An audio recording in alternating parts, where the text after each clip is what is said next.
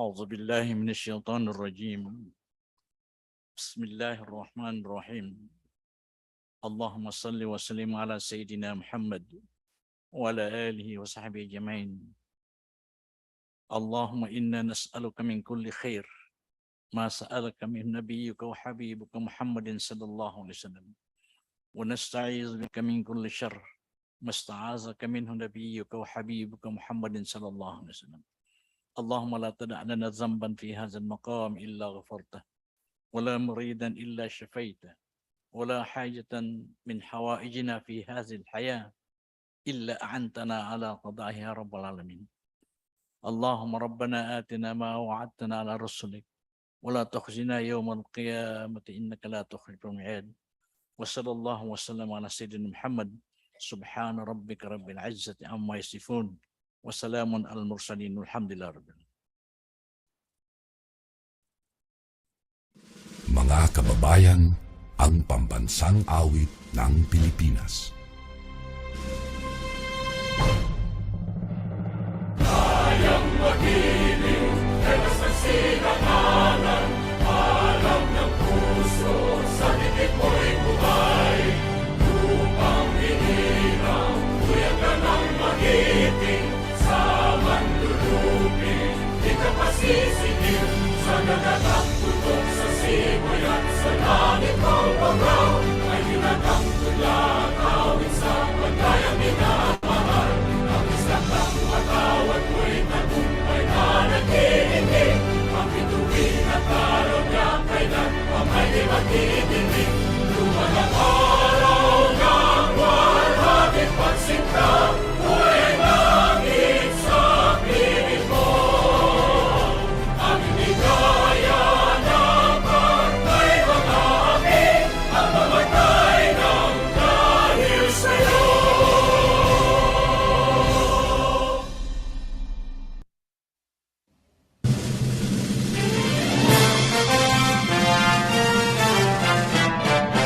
Simula noon hanggang ngayon, isa ang naging layon. Magkaisaan magulod, karitingan ay marugtong. Tumayo tayo mula sa hamon ng nakaraan, niyapos ang panganib na umaanlang.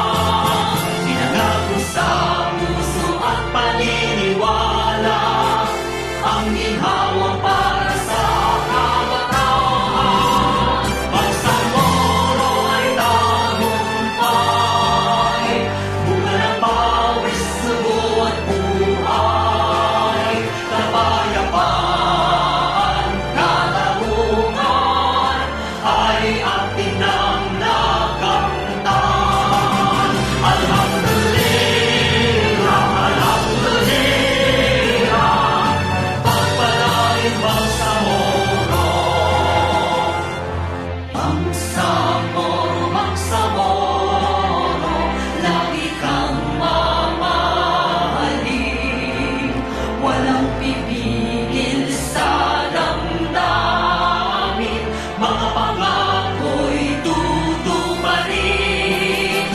Habang buhay kami sa'yo'y magbabantay, mananatili sa puso't isipan. Ang kahapon humimlay na nagbuwis ng buhay, nasa piling na ng may kapal. Bangsamoro ay tagumpay, bunga ng pawis, sugo at buhay. Kapayapaan, katarungan, ay ating nang nakamtan. Alhamdulillah, alhamdulillah, pagpalain Bangsamoro. The Secretary General, please call the roll to determine the existence of quorum.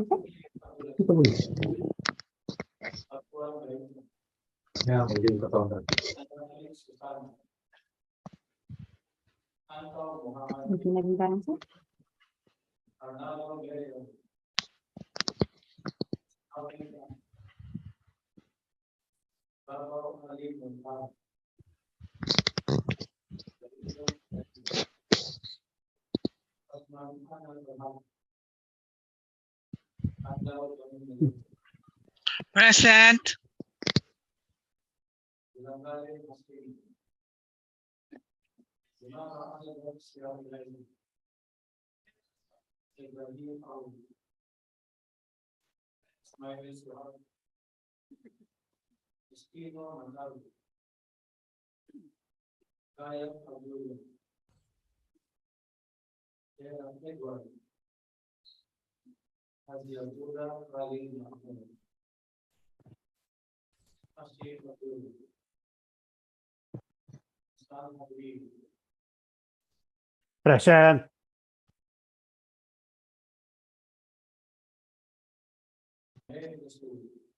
Present.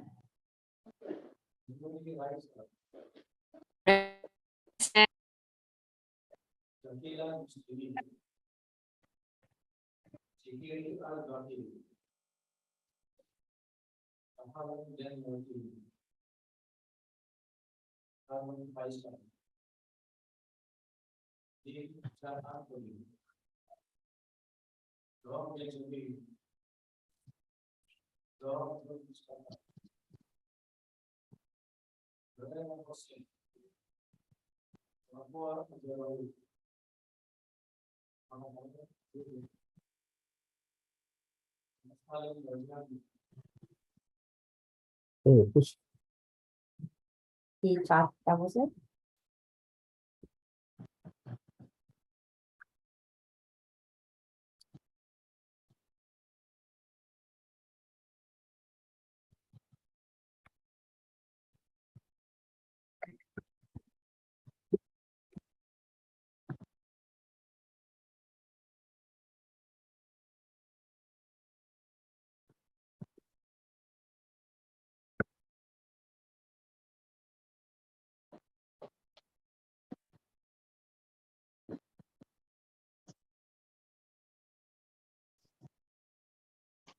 Present.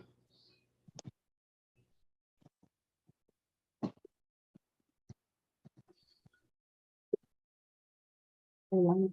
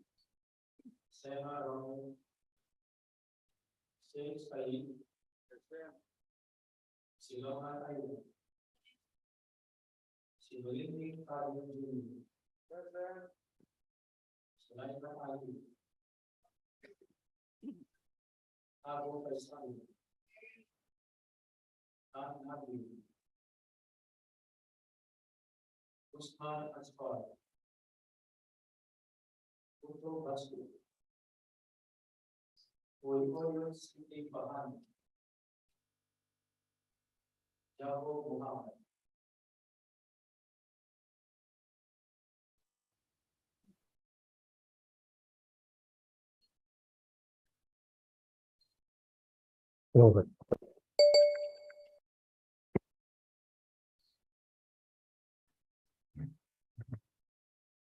Bismillahirrahmanirrahim.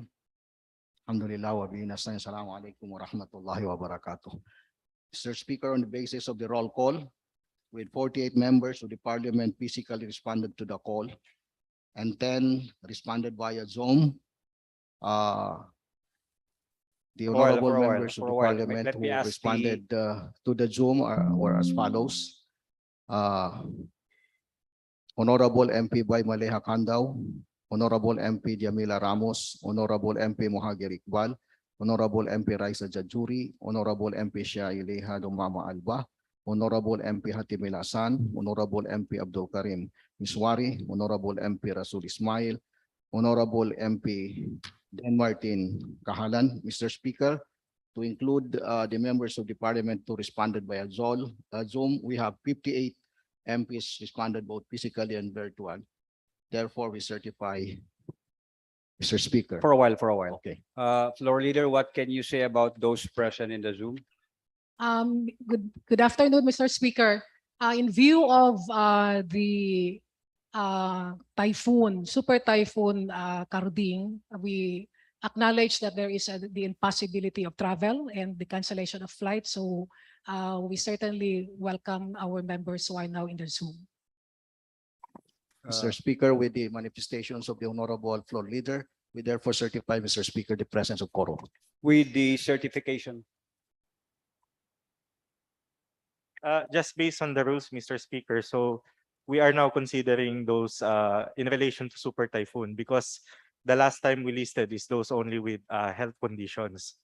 But with the manifestation now, we amend the rules and include it. This Mr. is not Speaker. an amendment to the rules. This is just for this session.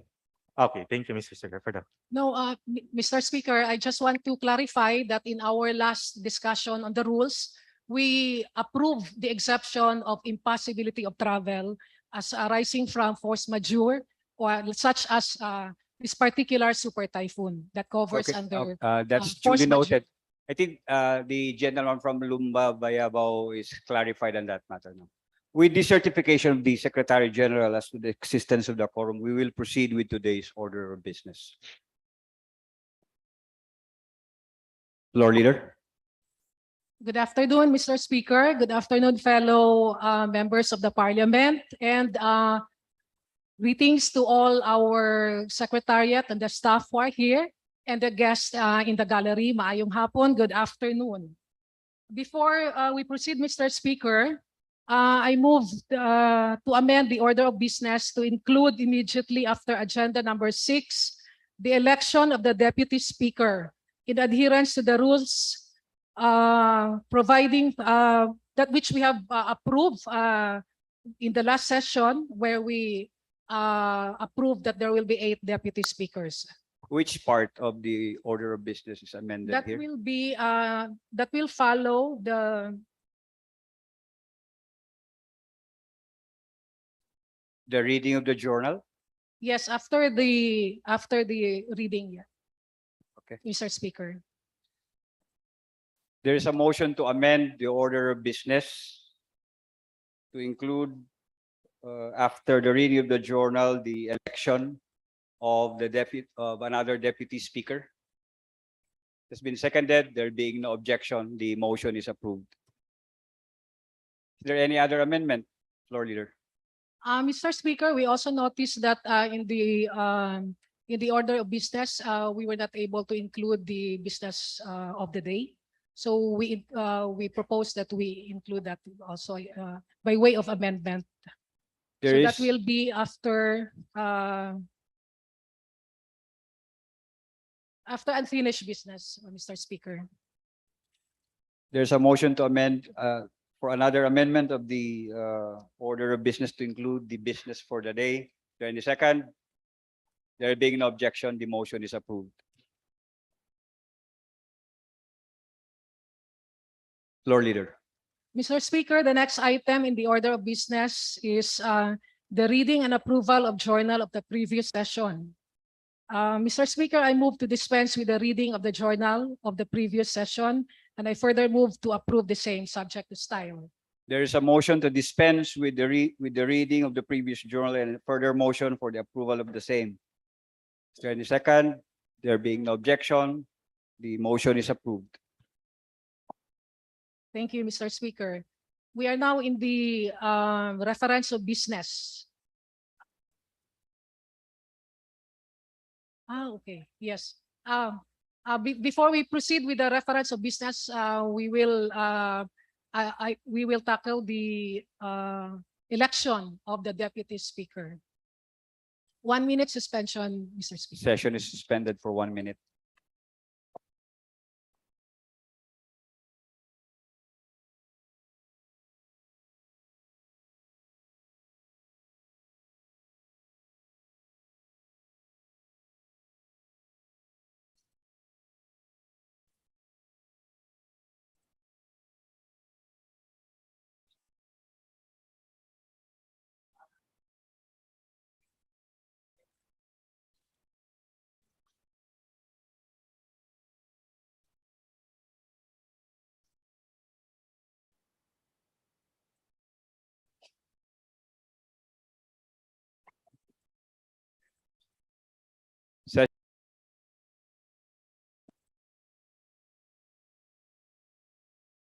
Floor leader. Mr. Speaker, for the election of the deputy speaker, the majority moves to elect Member of Parliament Attorney Liza M. Alamia as deputy speaker. No nomination?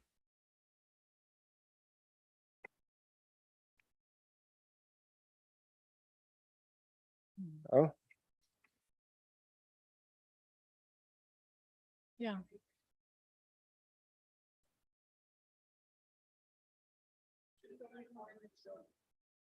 So there is no more nomination.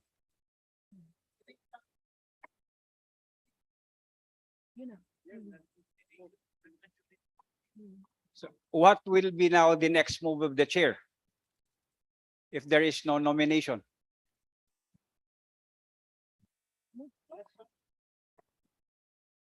I move to close the nomination, Mr. 1 minute Speaker. suspension. So naman.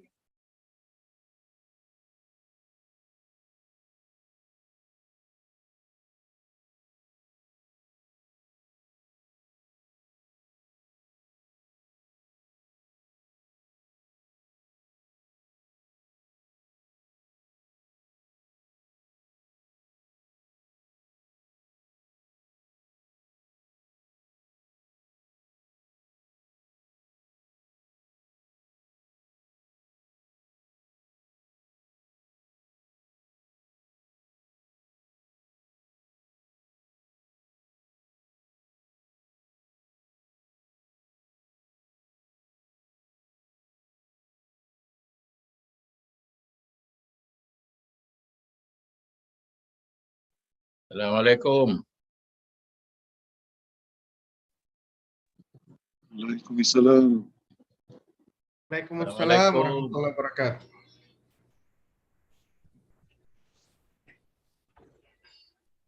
Waalaikumsalam warahmatullahi wabarakatuh.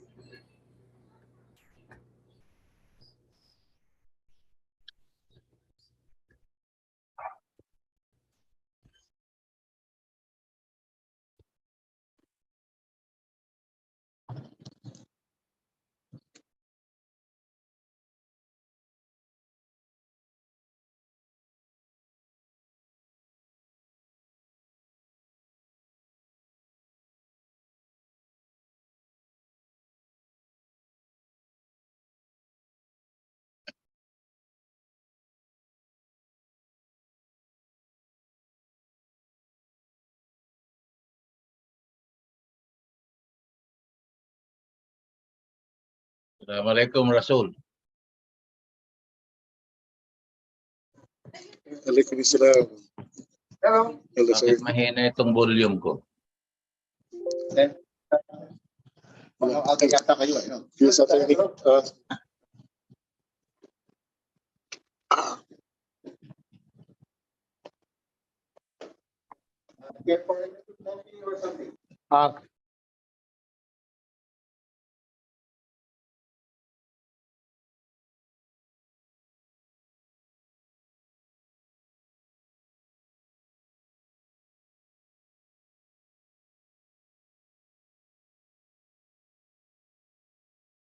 Session resumes. The floor leader, will you reiterate your manifestation a while ago? Mr. Speaker, I would just like to reiterate the motion to the majority moves to elect Member of Parliament Attorney Liza M. Alamia as Deputy Speaker. There is the election of MP Liza Alamia as Deputy Speaker has been seconded by the majority. There being no objection, the election of MP Liza Alamia as Deputy Speaker is now confirmed. Thank you, Mr. Speaker. Deputy Speaker Liza Alamia is still on her way to the session, and we will call her for the oath taking as soon as she is Duly noted. available.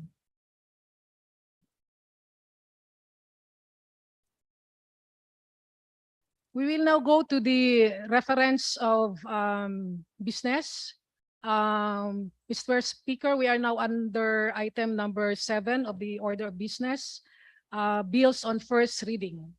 May I request the Secretary General to read the number, title, and author of BTA Parliament number 01. The Secretary General is directed to read the title of BTA Parliament Bill number 1, including the name of the authors and co-authors.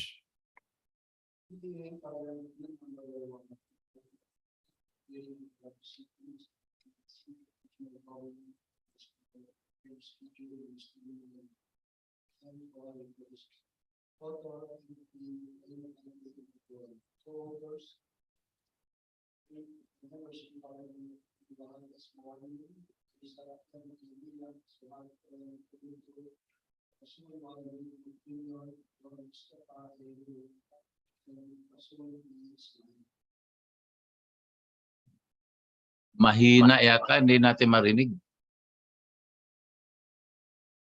Secretariat, please check the volume. Di na ba nag-roll call, Omar? Tapos na. Tapos na? 1 minute. Nag-adjust ako ng volume ko eh. Sige, okay.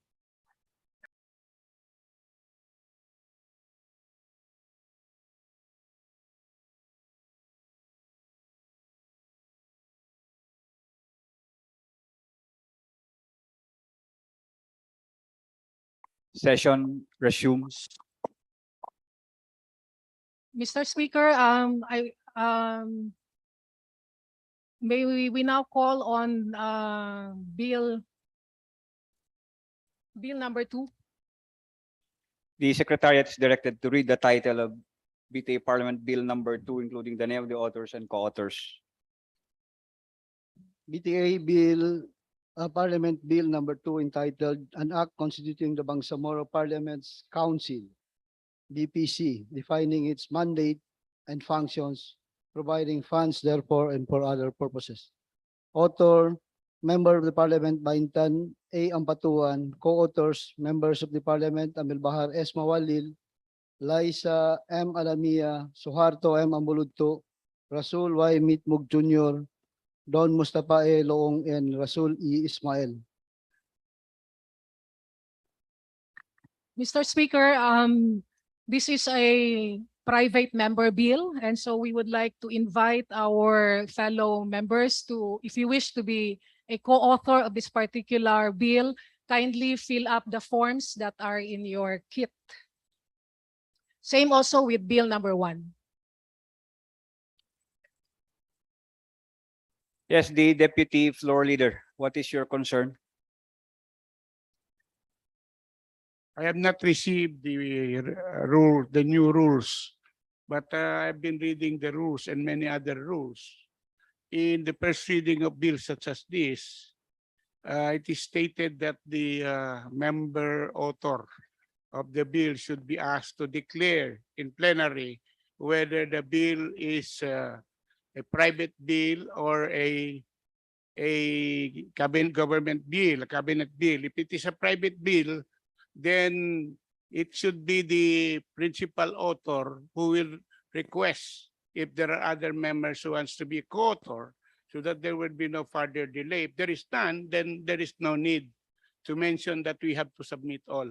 Just for purposes of query, I hope that rule has not been amended. But if that rule has been amended, then I beg, I hope I would be given the opportunity to raise that as a future amendment. Thank you. Duly noted, sir. Mr. Speaker, I just want to manifest that that particular rule has already been amended. So the rule now is it will not be the author anymore who will identify it as a private member bill. Floor leader, proceed. May we request the Secretary General to read BTA Parliament Bill number 03. The Secretary General is directed to read the title of BTA Parliament Bill number 3, including the name of the authors and co-authors. BTA Parliament Bill number 3 entitled An Act Mandating the Establishment of Comfort Rooms with Efficient Water and Cleanliness Systems in every school, defining its scope, coverage, appropriating funds thereof, and for other purposes. Author, Member of the Parliament Baintan A. Ampatuan. Co-authors, Members of the Parliament Amir Bahar S. Mawalil, Liza M. Alamia, Suharto M. Ambuludto, Rasul Y. Mitmug Jr., Don Mustafa Eloong, and Rasul E. Ismail. Mr. Speaker, again, this is a private member bill, so we would like to invite fellow members of the Parliament to signify if you wish to be part of, to be a co-author by filling up the forms. Thank you. May we now call on BTA Parliament number 03, Mr. Speaker. Secretary General is directed to read the title of BTA Parliament Bill number 04, 04. including the name of the authors and co-authors. BTA Parliament Bill number 04 entitled An Act Strengthening the Volunteerism in the Bangsamoro Autonomous Region in Muslim Mindanao, BARM, providing funds therefore and for other purposes. Author, Member of the Parliament Baintan A. Ampatuan. Co-authors, Members of the Parliament Liza M. Alamia, Amel Bahar S. Mawalil, Rasul Y. Mitmug Jr., Don Mustafa Eloong, Suharto M. Ambuludto, and Rasul E. Ismail. Thank you. Again, this is, Mr. Speaker, this is a private member bill. So we again invite our fellow members to signify if they wish to be a co-author by filling up the forms. Thank you. May we now, Mr. Speaker, may we ask the Secretary General to read BTA Parliament Bill number 05. The Secretariat is so ordered. BTA Parliament Bill number 5 entitled An Act Creating a Sub-District Engineering Office for the Special Geographic Area, SGA, to be known as the SGA Sub-District Engineering Office, SGA-SDEO, under the Maguindanao 2nd District Engineering Office, appropriating funds thereof and for other purposes. Author, Member of the Parliament Baintan A. Ampatuan. Co-authors, Members of the Parliament Liza M. Alamia, Amel Bahar S. Mawalil, Rasul Y. Mitmug Jr., Don Mustafa Eloong, Suharto M. Ambuludto, and Rasul E. Ismail.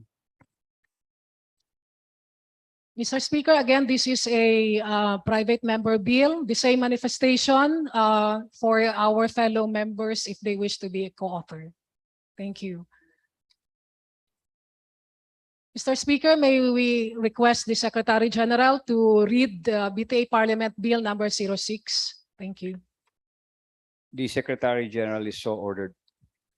BTA Parliament Bill number 06 entitled An Act Constituting the Parliamentary Districts of the Bangsamoro Autonomous Region, ensuring equitable representation in the Parliament and for other purposes. Authors, Members of the Parliament Baintan A. Ampatuan, Amel Bahar S. Mawalil, Suharto M. Ambuludto, Liza M. Alamia, and Rasul E. Ismail. Again, this is a private member bill, Mr. Speaker, and the same manifestation with regards to the procedure. If you wish to be part of, if any of the members wish to be a co-author. Mr. Speaker, may we request the Secretary General to read the title and the name of the authors of BTA Parliament Bill number 07. The Secretary General is directed to read the title of BTA Parliament Bill number 6, including the name of the authors and co-authors. BTA Parliament Bill number 07, entitled An Act Strengthening Disaster Risk Reduction and Management in the Bangsamoro Autonomous Region, thereby I think number 6. Tapos na ba? Oo. Mr. Speaker, Mr. Speaker, Mr. Yes. Speaker, Yes. just for consistency and in accordance with parliamentary practice, may we ask that it be said that it's a private bill as contradistinguished from a cabinet bill, not a private member bill, a private bill only. Thank you. Duly noted, sir. Duly noted. It is being done here right now. Proceed, Secretary. BTA Parliament Bill number 07, entitled An Act Strengthening Disaster Risk Reduction and Management in the Bangsamoro Autonomous Region, thereby creating Ministry of Disaster Resilience, establishing its powers, jurisdictions, providing funds thereof, and for other purposes. Author, Member of the Parliament Baintan A. Ampatuan. Co-authors, Members of the Parliament Liza M. Alamia, Amel Bahar S. Mawalil, Rasul Y. Mitmug Jr., Don Mustafa E. Luong, Soharto M. Ambuludto, and Rasul E. Ismail. Mr. Speaker, again, this is a private bill. Thank you for the manifestation of our MP Nabil Tan. And we again the same manifestation that if you wish to be, if any member wish to be part of, to be a co-author, please fill up the forms in your kit. May we, Mr. Speaker, may we request that the Secretary General read the BTA Parliament Bill number 08. The Secretary General is directed to read the title BTA Parliament Bill number 8, including the name of the authors and co-authors. BTA Parliament Bill number 08, entitled An Act Creating the Bangsamoro Irrigation Coordinating Office, defining its powers and functions, appropriating funds thereof, and for other purposes. Author, Member of the Parliament Baintan A. Ampatuan. Co-authors, Members of the Parliament Liza M. Alamia, Amel Bahar S. Mawalil, Rasul Y. Mitmug Jr., Don Mustafa E. Luong, Soharto M. Ambuludto, and Rasul E. Ismail. Mr. Speaker, again, this is a private member bill. I have just reviewed the rules, the approved rules, and the Rule 17, Bills and Resolutions. It says, Mr. Speaker, that it's a private member bill. Thank you. And again, the same manifestation to request the members of the Parliament to fill in the forms if you wish to be a co-author. Thank you. May we request, Mr. Speaker, may we request the Secretary General to read BTA Parliament Bill number 09. The Secretary General is directed to read the title of BTA Parliament Bill number 09, including the name of the authors and co-authors. BTA Parliament Bill number 09, entitled An Act Creating the Hasim Salamat Municipality under the Maguindanao Province, which shall be composed of the 63 barangays in the in the Cotabato Province, which joined the Bangsamoro Autonomous Region, defining its powers and functions, appropriating funds thereof, and for other purposes. Author, Member of the Parliament Baintan A. Ampatuan. Co-authors, Members of the Parliament Don Mustafa E. Luong, Amil Bahar S. Mawalil, Liza M. Alamia, Rasul Y. Mitmug Jr., Soharto M. Ambuludto, and Rasul E. Ismail. Mr. Speaker, again, this is a private member bill, and the same manifestation with regards to the procedures for those members of Parliament who wish to be a co-author. Mr. Speaker, may we proceed We are now on BTA Parliament number 10, I'm sorry. May we request the Secretary General to read the title and the names of the authors. The Secretary General is directed to read the title of BTA Parliament Bill number 10, including the name of the authors and co-authors. BTA Parliament Bill number 10 entitled An Act Requiring Muslim Restaurants and Food Establishment within the Bangsamoro Autonomous Region in Muslim Mindanao BARM to secure halal certification and providing penalties for violation thereof. Author, Member of the Parliament Baintan A. Ampatuan. Co-authors, Members of the Parliament Liza M. Alamia, Amel Bahar S. Mawalil, Suharto M. Ambuludto, Rasul Y. Mitmug Jr., Don Mustafa E. Loong, and Rasul E. Ismail. Mr. Speaker, this is a private member bill and the same manifestations with regards to the procedure for those members of the Parliament who wish to be a co-author.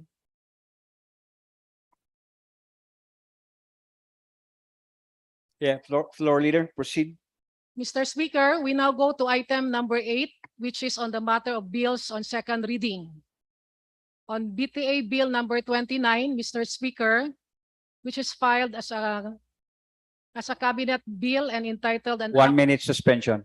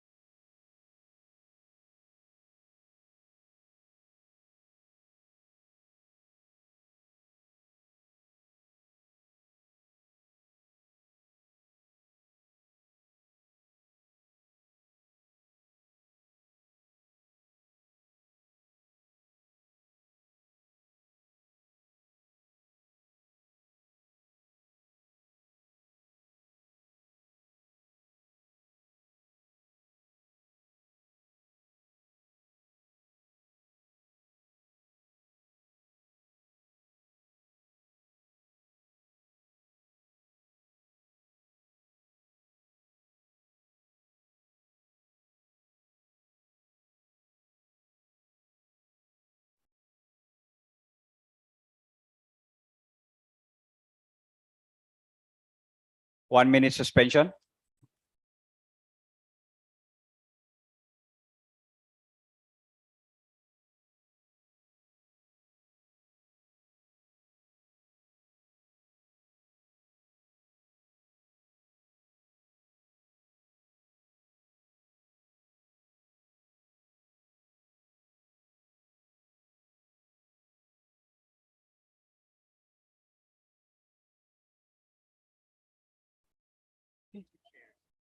Session resumes.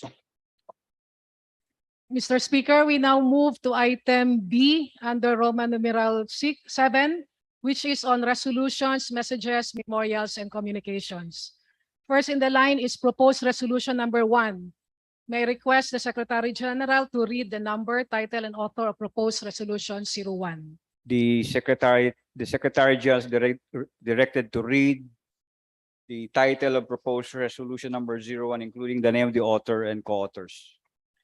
Proposed resolution number 01 entitled A Resolution Commending the Invaluable Contribution of BTA Members Not Included in the Reappointment List of Marcos Administration. Authors, Members of the Parliament Susana S. Anayatin and Eddie M. Ali. What's the pleasure of the floor leader?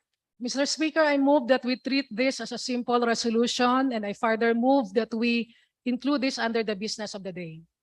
There's a motion to treat proposed resolution number 01 as simple resolution and be transferred to the business for the day. Is there any second?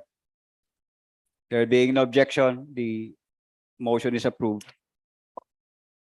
Next, Mr. Speaker, is proposed resolution number 11. May I request the Secretary General to read the number, title, and author of the proposed resolution. Secretary General is directed to read the title proposed resolution number 11, including the name of the authors and co-authors.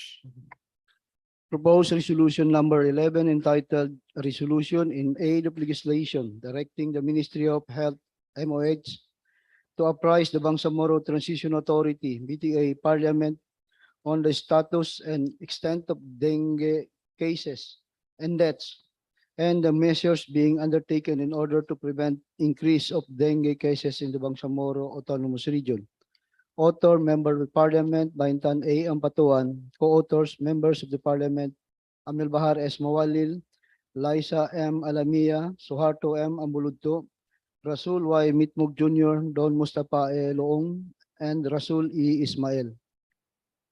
Mr. Speaker, I move that we refer this proposed resolution to the Committee on Health. There is a motion to refer proposed resolution number 11 to the Committee on Health. Is there any second? The motion is approved. Next, Mr. Speaker, is proposed resolution number 18. May I request the Secretary General to read the number, title, and author of the proposed resolution. The Secretary General is directed to read the title of proposed resolution number 18, including the name of the authors and co-authors. Proposed resolution number 18 entitled A Resolution in Aid of Legislation Directing the Ministry of Health MOH to apprise the Bangsamoro Transition Authority BTA Parliament on the status of vaccination in the Bangsamoro Autonomous Region in Muslim Mindanao, BARM. Author, Member of the Parliament, Baintan A. Ampatuan. Co-authors, Members of the Parliament, Amil Bahar S. Mawalil, Liza M. Alamia, Suharto M. Ambuludto, Rasul Y. Mitmog Jr., Don Mustafa E. Loong, and Rasul E. Ismail. Mr. Speaker, I move that we refer this proposed resolution to the Committee on Health. There is a motion to refer proposed resolution number 18 to the Committee on Health. It has been seconded. There being no objection, the motion is approved. Okay, thank you. Next, Mr. Speaker, is proposed resolution number 19. May I direct the Secretary General to read the resolution, the number, title, and the author of the proposed resolution. The Secretariat is so directed. Proposed resolution number 19 entitled A Resolution Directing the Ministry of Health MOH to fast-track the implementation of community-intended projects in order to lessen the burden of the Bangsamoro constituents during the COVID-19 pandemic. Author, Member of the Parliament, Baintan A. Ampatuan. Co-authors, Members of the Parliament, Amil Bahar S. Mawalil, Liza M. Alamia, Suharto M. Ambuludto, Rasul Y. Mitmug Jr., Don Mustafa E. Loong, and Rasul E. Ismail. Mr. Speaker, I move that we refer this proposed resolution to the Committee on Health. There's a motion to refer proposed resolution number 19 to the Committee on Health. It's been seconded. There being no objection, the motion is approved. 1 minute suspension, Mr. Speaker. 1 minute suspension.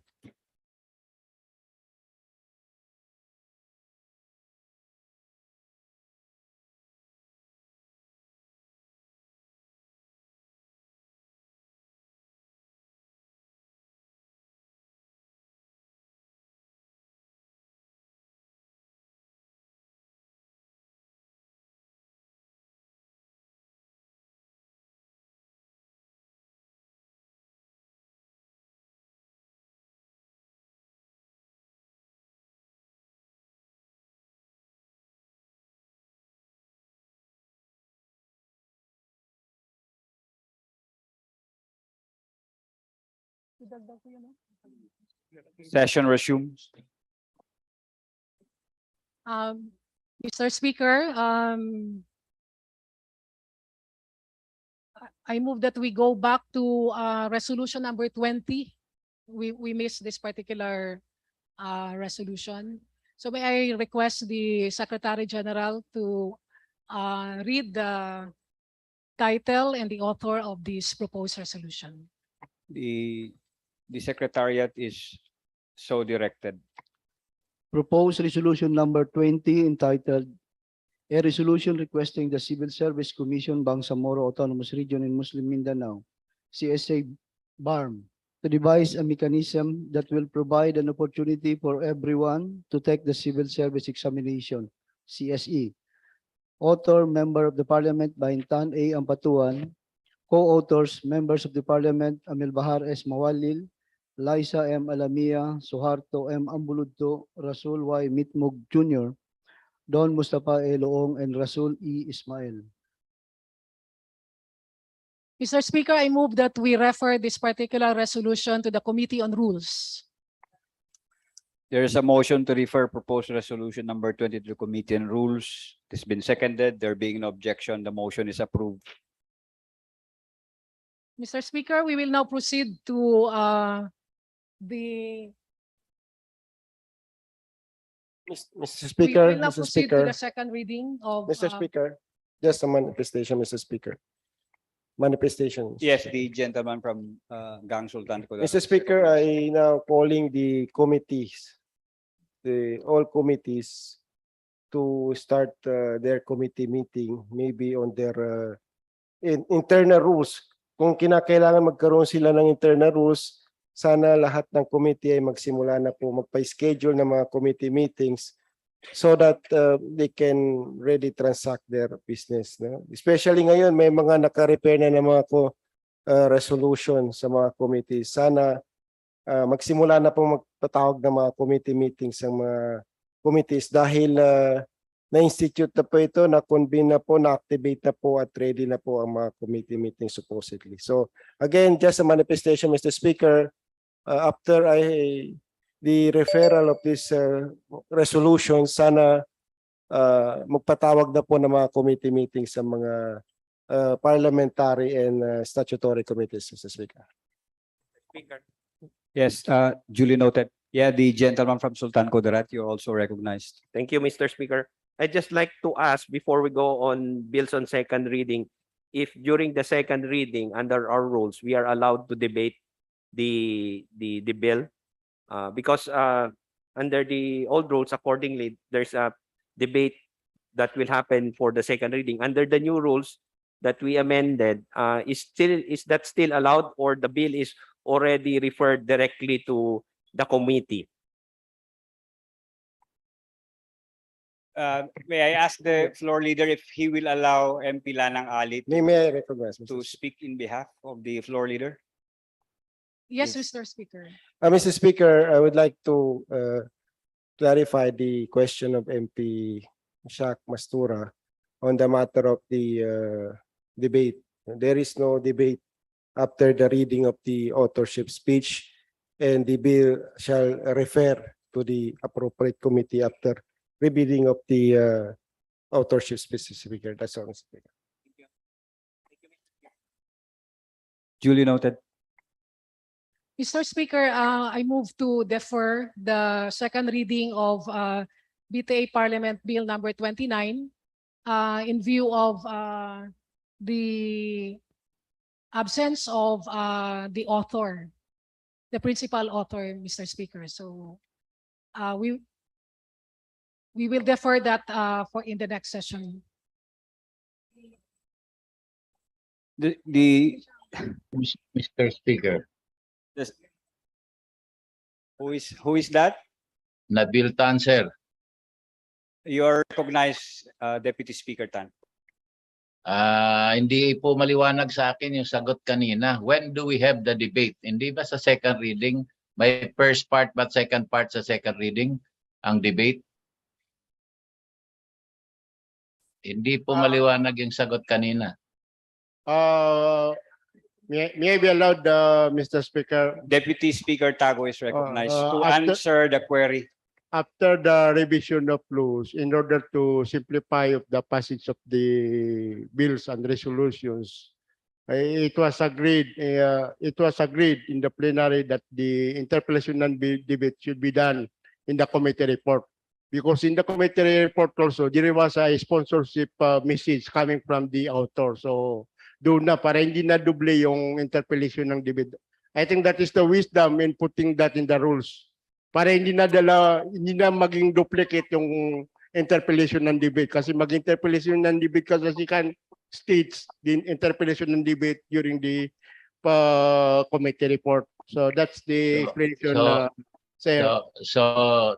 So in that case, the debate will take place after the committee shall have submitted their committee report.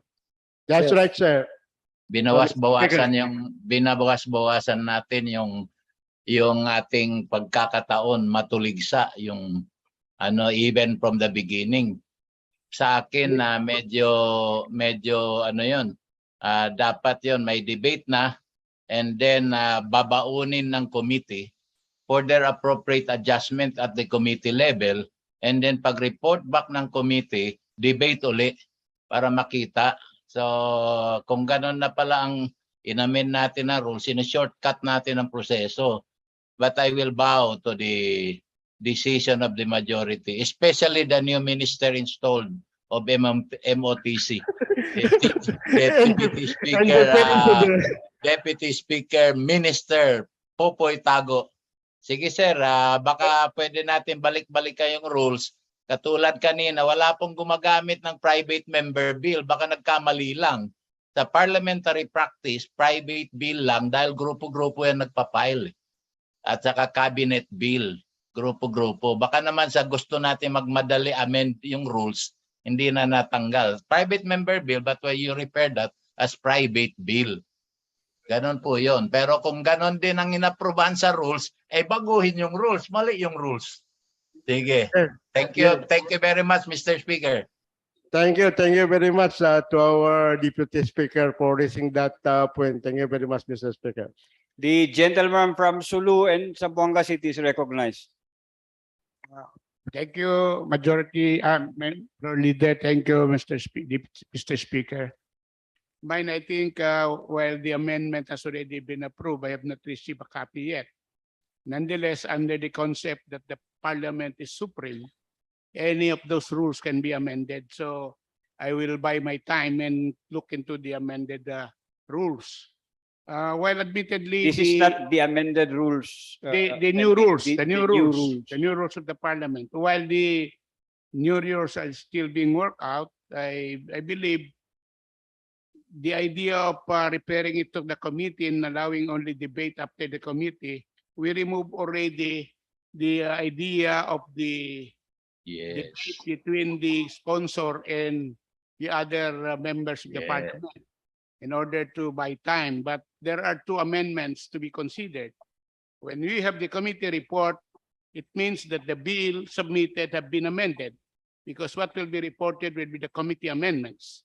And therefore, we will already be debating in the committee amendments, no longer on the individual on the individual bill amendments. But there is also no foreclosing the other members of the Parliament to introduce individual amendments.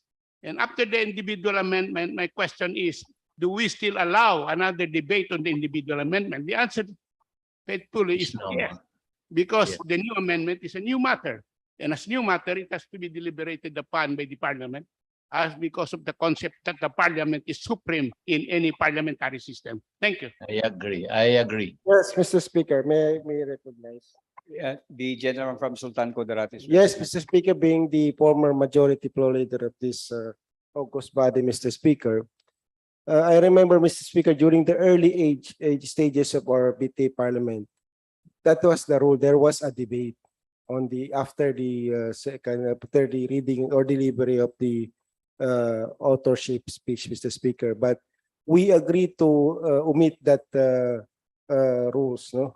During the BTA 1, Mr. Speaker, to read just the authorship speech, it covers only the general principle and the purpose of the bill, so that any members of the Parliament can be apprised on the general principles of the bill. And we also agree, Mr. Speaker, that any questions on the bill, it can be thrown out during the committee meeting. Pwede mo naman dalhin yun sa committee meeting kung meron kang gustong itanong at baguhin doon sa pagbasa ng authorship bill, ay mag-attend ka sa committee meeting.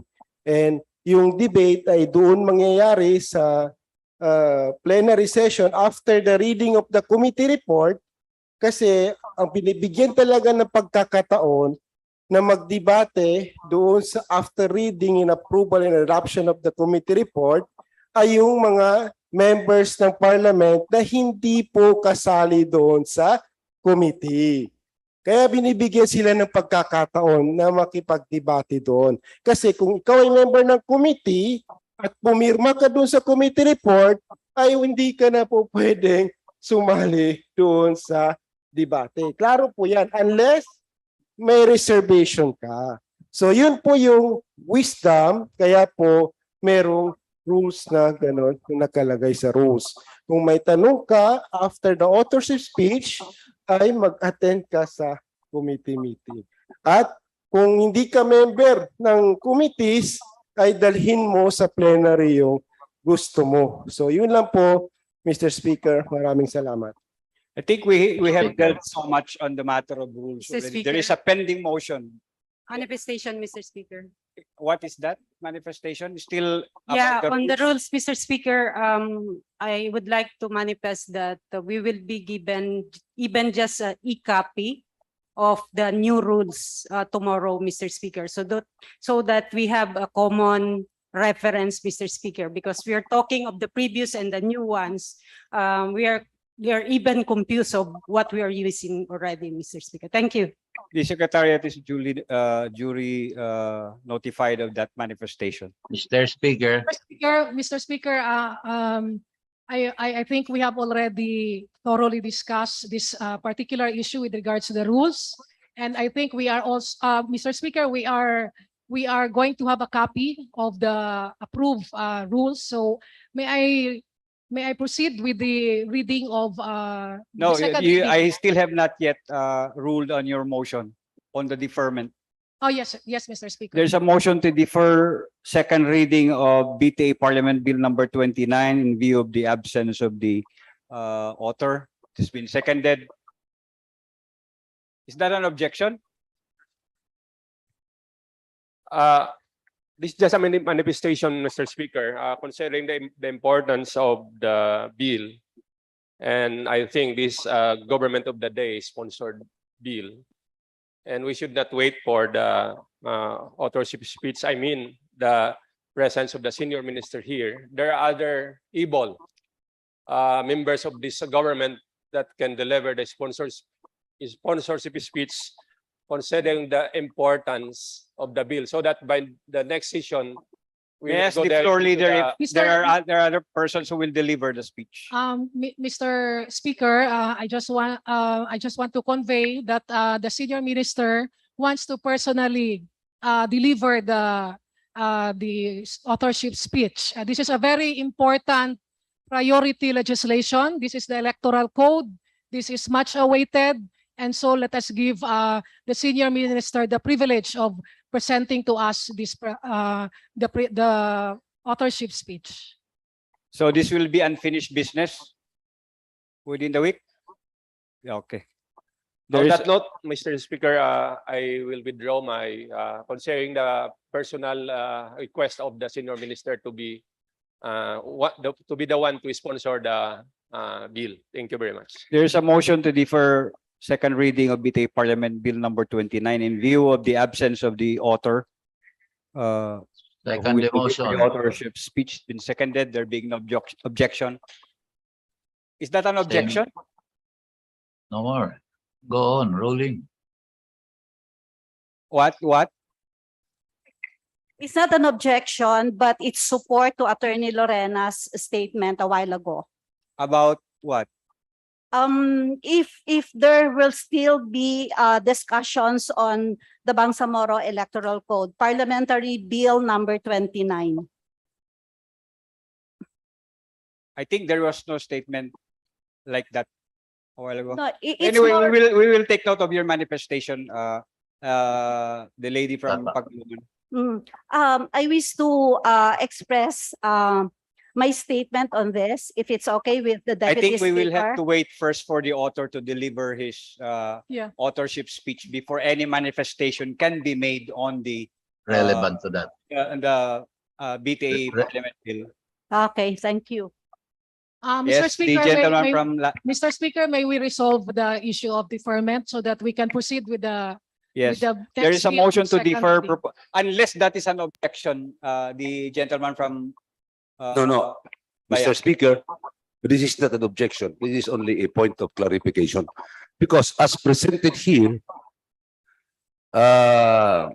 Parliament Bill number 29 is on second reading. I just want to ask whether this was already referred in the committee level. Not It yet. is presumed that when This has not yet been referred to the committee level.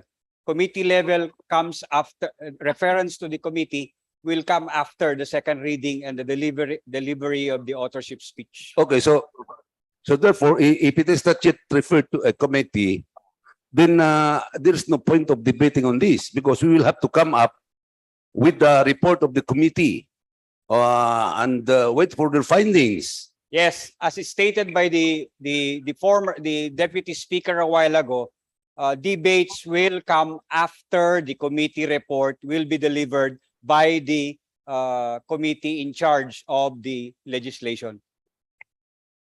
Mr. Yes, Speaker, the gentleman from just an inquiry as a new member of this body. Mr. Speaker, there was a mention on it is written here that it is scheduled for second reading. Pardon me, but may I ask, when was the first reading? Was it last week? Last week? Last week. Thank you, Mr. Speaker. So there is a motion now to defer second reading of BTA Parliament Bill number 29 in view of the absence of the author. Principal author. There being no objection, the motion is approved. Mr. Speaker, another bill is on second reading, and this is BTA Parliament Bill number 32. Another proposal coming from the government of the day entitled An Act Protecting the Rights of Internally Displaced Persons of the Bangsamoro Autonomous Region in Muslim Mindanao and providing mechanisms therefore and for other purposes. I move to recognize Minister Attorney Raisa H. Jajuri, who will make the authorship speech in behalf of the government of the day. The gentleman from Sulu is recognized. Thank you, Mr. Speaker. Bismillahirrahmanirrahim. Assalamualaikum warahmatullahi ta'ala wabarakatuh. Mr. Speaker, dear colleagues, magandang hapon po sa inyong lahat. The history of the people of the Bangsamoro is a history of victory, but it is also a history of loss, displacement, and of longing for home. The people of the Bangsamoro have faced numerous instances of displacement, far too many to count, of people forced or obliged to flee their homes due to armed conflict, clan wars, natural disasters, and other causes. Displacement and evacuation have been so entrenched in our lives that we have a local word for it, bakwit, a word that conjures feelings of helplessness, poverty, and loss of pride. In some areas, we also use other local words such as for the tausug, it's pagpagoy. Well, displacement is a shared experience of the Bangsamoro people from all walks of life. Most of the esteemed members of the parliament, I would say, and their families may have probably experienced displacement firsthand or have heard stories from their mothers and fathers and elderly relatives. We take this opportunity to thank those who have had to endure sacrifices and we express our utmost respect to those who have had to go through the struggles of displacement, especially the mothers, not knowing where to get food to eat, having to spend days and weeks in hiding, living in fear of armed men, children not being able to go to get an education, the elderly and infirm getting sick and not having doctors and medicines within reach, and all other experiences too painful to recount. While forced displacement is in our history, its effects echo up to the present, and in fact, displacement still happens. Many of the IDPs have been reduced to becoming informal settlers, such as those in Cotabato City and other areas who fled from the clashes during the government's all-out war in 2000 and the clashes in 2008. The current situation of protracted displacement include the IDPs displaced by the Marawi siege in 2017, still living in transitory sites and waiting for return to their home inside Marawi's most affected areas, as well as those who were displaced in the course of military actions against the ABUF group in Patikul and nearby areas in Sulu, some for more than 20 years already. According to data from the UN High Commissioner for Refugees, as of 2022, 18,711 families, or an estimated 93,525 individuals, are still displaced in the Bangsamoro, comprising 83% of the total displaced population in Mindanao. An overwhelming number, and that is around 16,749 families, consists of IDPs protractedly displaced due to the siege in Marawi. Meanwhile, just this August, there were 8 recorded incidents of new displacements involving 2,800 families. To be clear, displacement in and of itself is not entirely abhorrent. Displacement is an exercise of the people's right to freedom of movement. It is sometimes a protective measure. It is the underlying drivers of displacement that must be prevented or mitigated in order to prevent displacement and its effects. Addressing drivers of displacement is a complex matter that would need whole of government approach, especially resolving conflicts and clan feuds. Disaster mitigation also plays a major role. However, that said, when displacement happens, there must be coordinated efforts to ensure that response and resolution to displacement is human rights-based by ensuring that no one is left behind and that IDPs are able to meaningfully participate in discussions of matters that affect them. It is in this light that Parliament Bill number 32, or an act protecting the rights of internally displaced persons of the Bangsamoro Autonomous Region in Muslim Mindanao, providing mechanisms therefore and other purposes, is filed.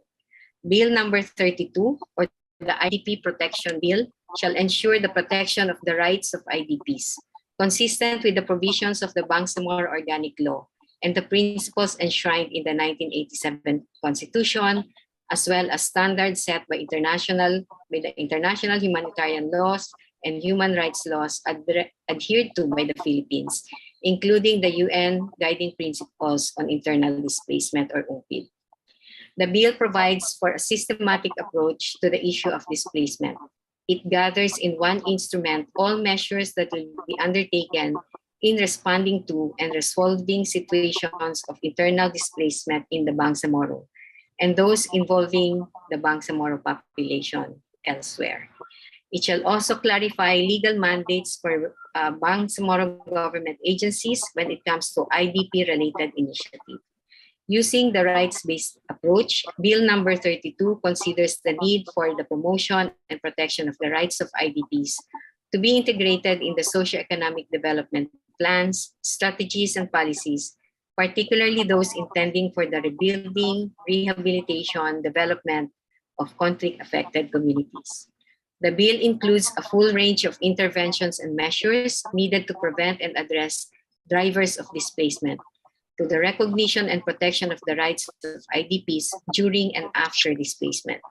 In particular, IDPs shall enjoy the following rights: provision and access to basic necessities, right to health, right to education, right to liberty of movement, recognition, issuance, and replacement of documents lost in the course of displacement, family reunification, search of missing persons, and collection and identification of the remains of the deceased, security and protection, property and possession, housing, land and property, right to participation, right to request protection and humanitarian assistance, and right to pursue civil and administrative remedies.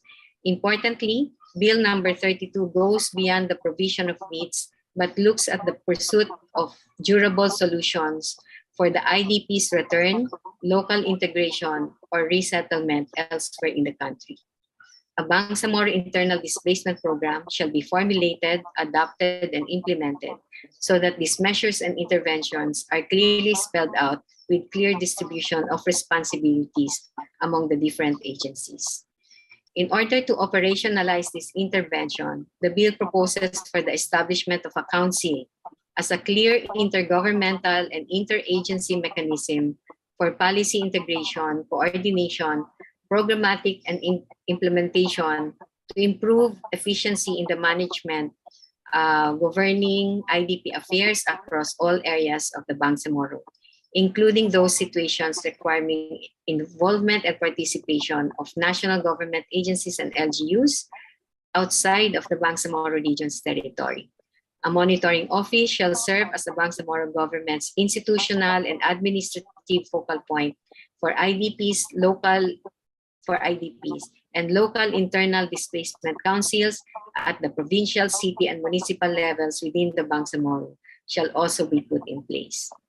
So, dear colleagues, it is with pleasure that we present Bill number 32 as a cabinet bill to ensure that if and when there is displacement, the Bangsamoro government, the local governments, and even the national government and other stakeholders are ready and able to provide the necessary measures to protect the rights of IDPs and work towards durable solutions.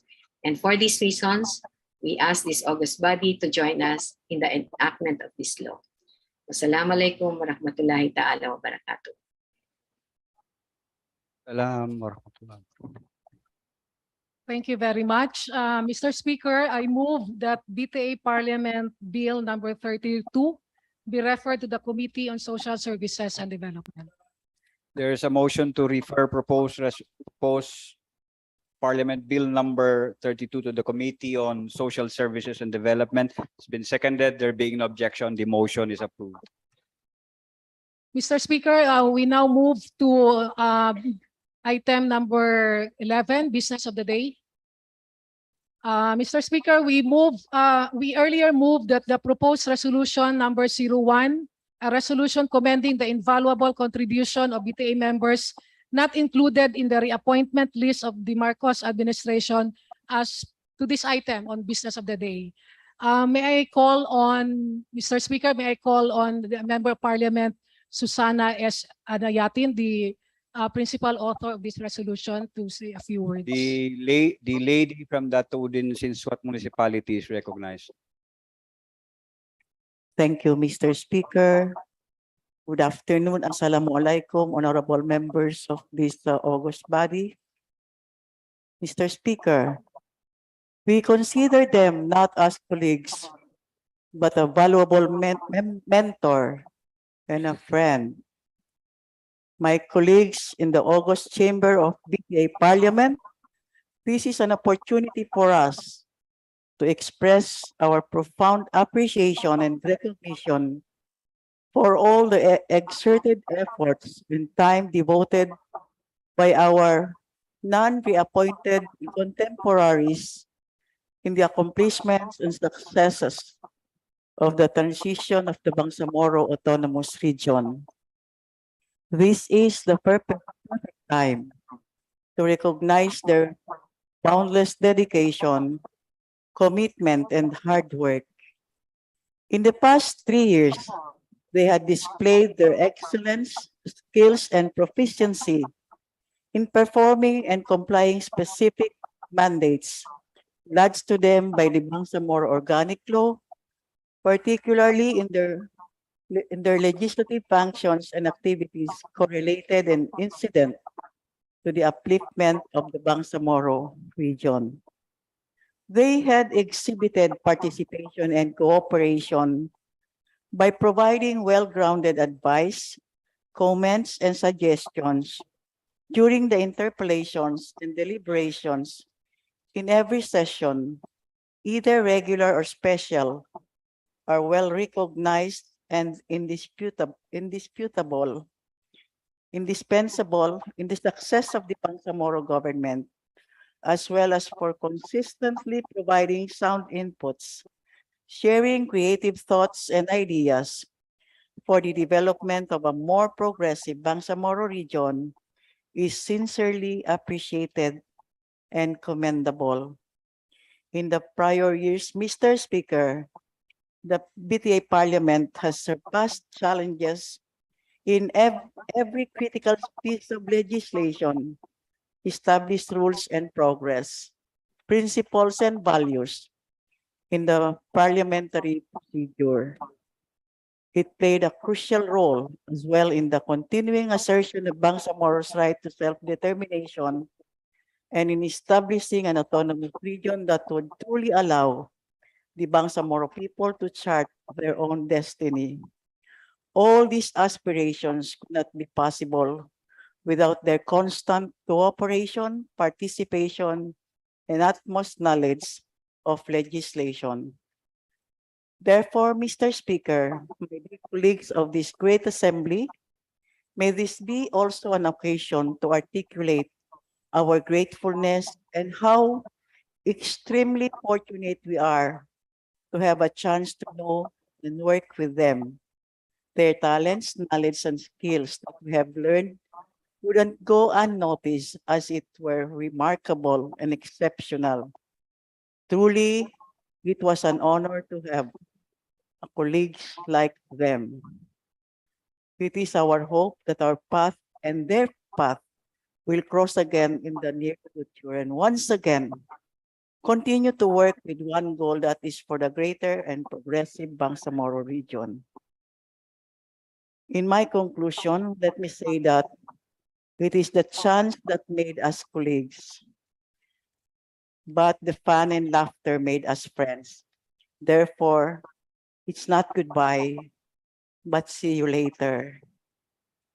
Mr. Speaker, with our sincere gratitude and appreciation, hence this resolution. Leader. Mr. Speaker, I now move to open the period of interpellation.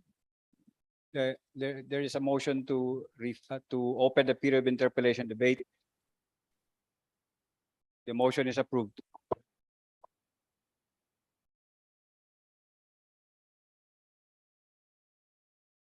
Mr. Speaker, I move to terminate the period of interpellation and debate, and further move that terminate the period of amendments, Mr. Speaker, and move for the adoption of this resolution. I think there is a need to amend the title. Mr. Speaker, Mr. Speaker, 1 minute suspension.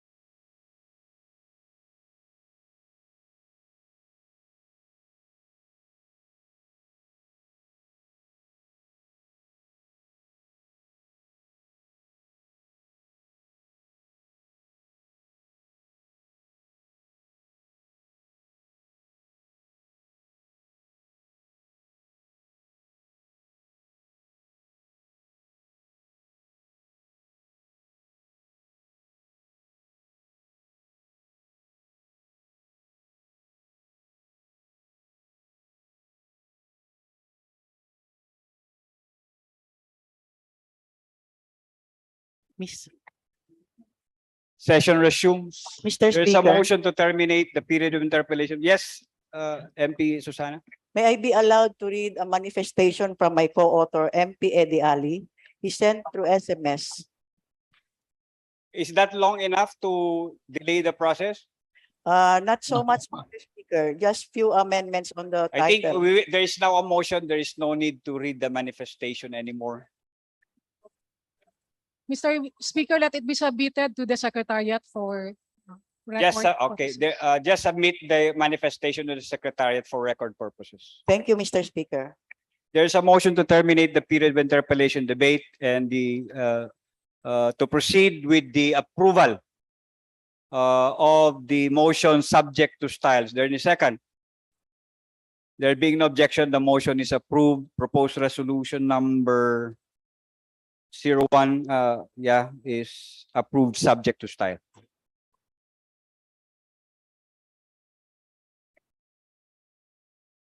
Mr. Speaker, I move for break for the Asar prayer. 15-minute break.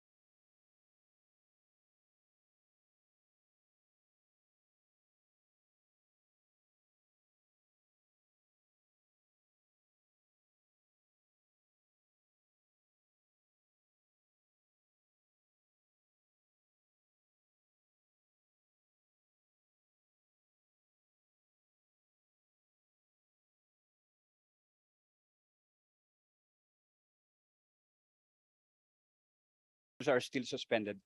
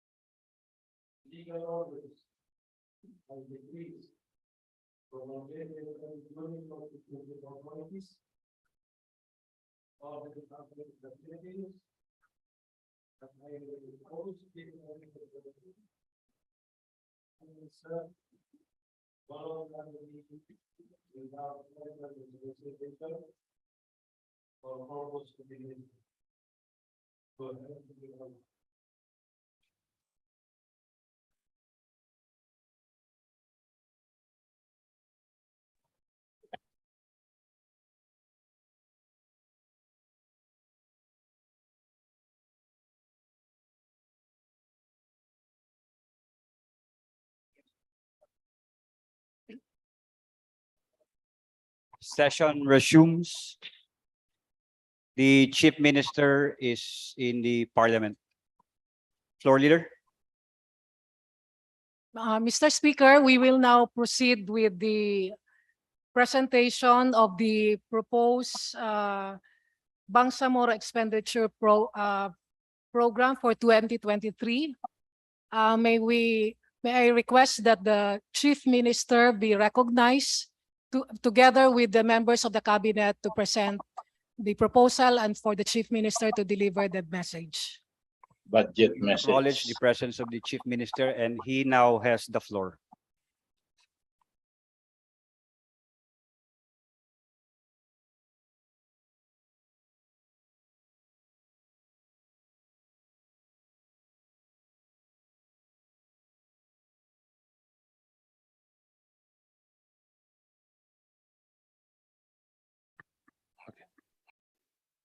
بسم الله الرحمن الرحيم الحمد لله وبه نستعين والصلاة والسلام على سيدنا محمد. To the Honorable Speaker of the Bangsamoro Parliament, to all the distinguished members of the Bangsamoro Transition Authority, Assalamu alaikum wa rahmatullahi ta'ala wa barakatuh.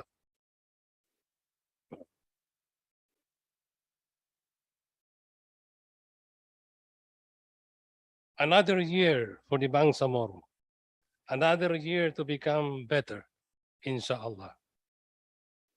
I'm submitting to the Parliament the proposed budget for the Bangsamoro for fiscal year 2023 amounting to 85,359,315,687 pesos.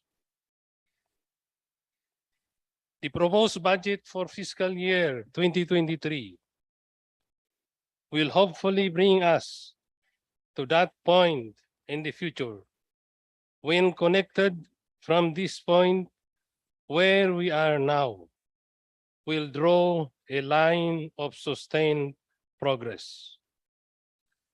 The plan will hopefully transform the Bangsamoro Autonomous Region to become a better environment for our people, who shall enjoy the benefits of a better economy. To measure our progress, we look at our humble beginnings. At the inception of the Bangsamoro government in 2019, we recognized that so much has yet to be done to uplift the lives of the people in the Bangsamoro Autonomous Region. We identified the needs and the things that were lacking. We considered the fulfillment of these needs as part of our mission to guarantee the improvement of the lives of the Bangsamoro. Together, we work to address these needs and provide for what is lacking. Alhamdulillah, on behalf of everyone, at this point in time, I can proudly say that the Bangsamoro Autonomous Region, since its humble beginnings in 2019, has made records of improvement. The year 2020 turned out to be a very challenging year due to the COVID-19 pandemic. But during that year, we persevered,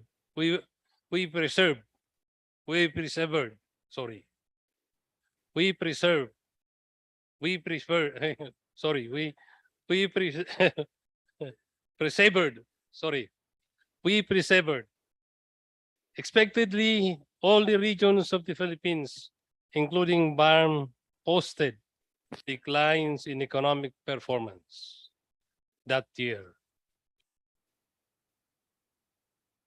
However, in a report released by the Philippine Statistics Authority last April 2021, it was determined that BARM posted the smallest decline of negative 1.9%. In 2021, with the introduction of vaccines, economic activities resumed under the new normal. According to PSA, BARM's economic performance increased by 7.5%, higher than our 2021 growth target of 6.0 to 6.5%. What is worth noting is that the BARM recorded the second fastest growth among all regions in the country.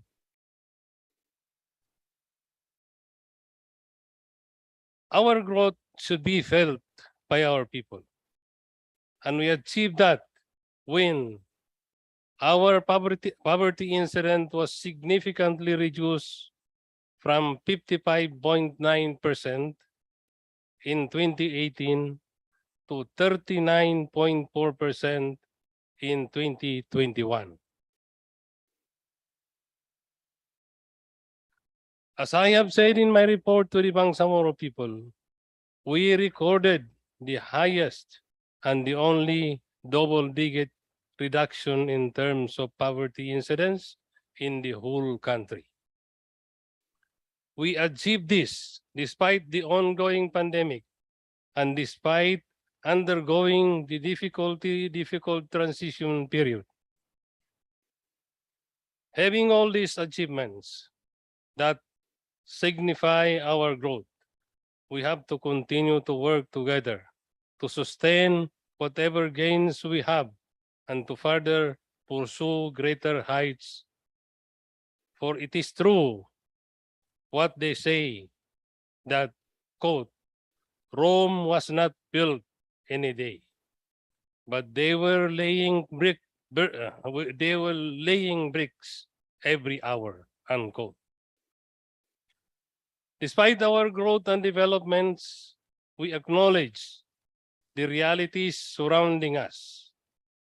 We recognize that there are still matters affecting the Bangsamoro people that we should work on to further improve their living conditions. With this budget, we aim to achieve a better economy for the Bangsamoro region by sustaining our growth and progress. To ensure that we aim for the right direction, we have to set our targets. After the judicious study and planning of the Bangsamoro Planning and Development Authority, BPDA, we set the following macroeconomic targets at the end of fiscal year 2023. Sustain gross regional domestic product growth rate of 6% to 6.5%. 2. Unemployment rate reduced to 3% to 4% by 2023. Currently, BARM registered 5.6% unemployment rate in July 2022. We aim to reduce the unemployment rate by upscaling the skills of our workers and increasing investments that provide more jobs. 3. Manage the rate of poverty incidence by keeping it below 39% by 2023. We aim to achieve this through our provision of social protection and health services, continued investment in our people by way of education in various forms, and the strategic placement of new infrastructures that improve physical and digital connectivity.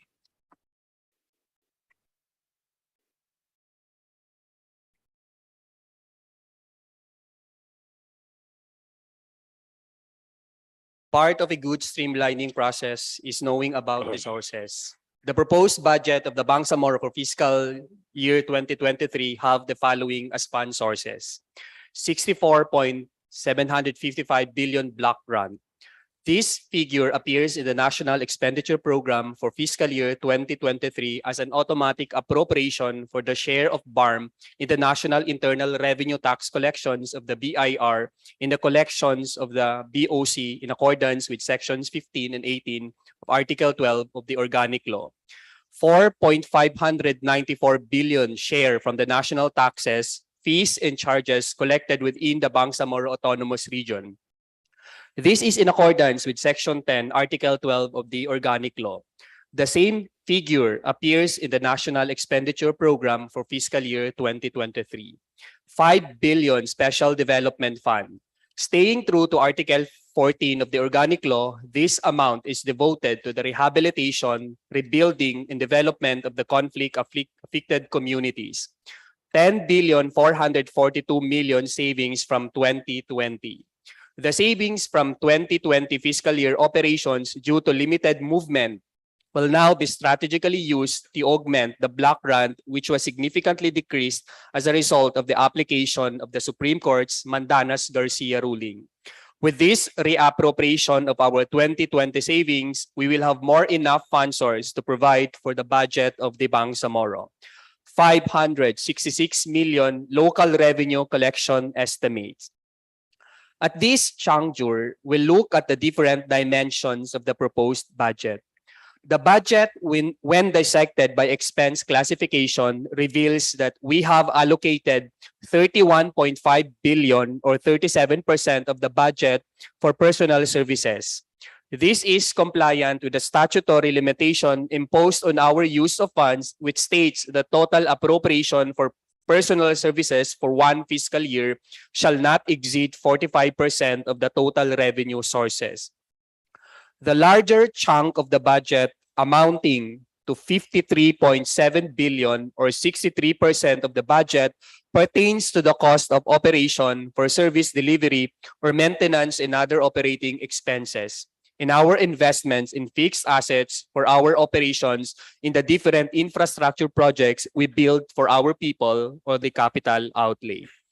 The proportions of our allocations based on expense classification imply that we focus our resources to service delivery to our people. This will support the idea that the Bangsamoro government could help improve lives of people through actual implementation of programs, activities, and projects that will give rise to a whole big lot of opportunities other than just employment in the government. To further appreciate the budget of the Bangsamoro, we now look at the budget based on allocations made to each general classification of services sector we render to our people. 19.9 billion is allotted for economic services sector. This sector aims to fund intervention on communications, roads and transportation facilities, agriculture, agrarian reform in natural resources, water resources development and flood control, trade and industry, power and energy, and tourism. 28.2 billion is allotted for general public services sector. The general public services comprises efforts to ensure public order and safety, including law enforcement, maintenance of public order, and political administration, and general administration such as general government, fiscal affairs, civil service, and lawmaking functions. 36.9 billion is allotted for social services sector. The Bangsamoro government highly prioritized programs on education, culture, and manpower development, subsidy to local government units, social security, welfare and employment, and health. 250 million is allotted for peace and stability sector. As enablers of socio-economic development, the peace and stability sector focuses its efforts on promoting peaceful and inclusive Bangsamoro society for sustainable development with access to justice and build effective and accountable institutions.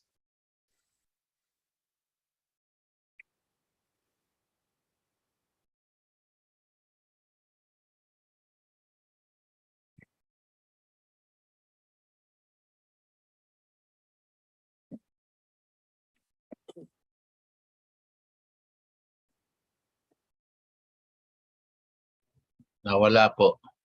Nawala ang sound. Secretariat, pakicheck. Nawala audio. Okay lang hong audio, sir. MP IQ is going to speak. Consistent with our mandate, we have assigned highest budgetary priority to education, health, and social services.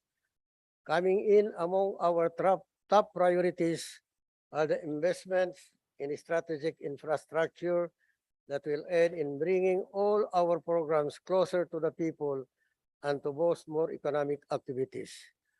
The Bangsamoro youth remains to be the hope of our region. What the youth will be is the future of the Bangsamoro. As such, we highly invest for the education of the youth. 27 billion is allocated to the Ministry of Basic, Higher, and Technical Education, which also includes the budget for the Madaris education. This 27 billion budget is consisting of the following: 20.5 billion worth of personal services. This pertains to the salaries and other personal benefits of the 39,671 strong human capital of the ministry. Out of this, 36,882 are public school teachers under the basic education sector. On top of this amount are MOOE allocations amounting to 149 million for the continued employment of para-teachers, ensuring unhampered delivery of educational services in the far-flung areas of the region, and 1 billion for all the 5,190 madaris asatids serving in all the public schools within the region. 1.59 billion is allocated for program improve the quality of education in Bangsamoro land by provisions of learners kits, teachers kits, our signature armchairs and textbooks, which are at par with the national standard. With this, the students and the teachers alike will be provided with their much needed resources for learning. We aim to achieve ABE for all, or altruistic and balanced education for all. By altruistic, we pertain to the mindset we had in developing programs, activities, and projects. We plan all our programs with a genuine and selfless concern for the holistic development of our learners. Our basic education services provided in our public schools remain to be free. The scholarships are available for those who are willing but are not financially capable.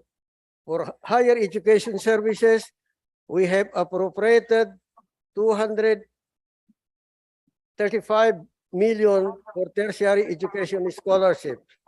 For technical education services, we have allotted 285 million for skills training scholarships.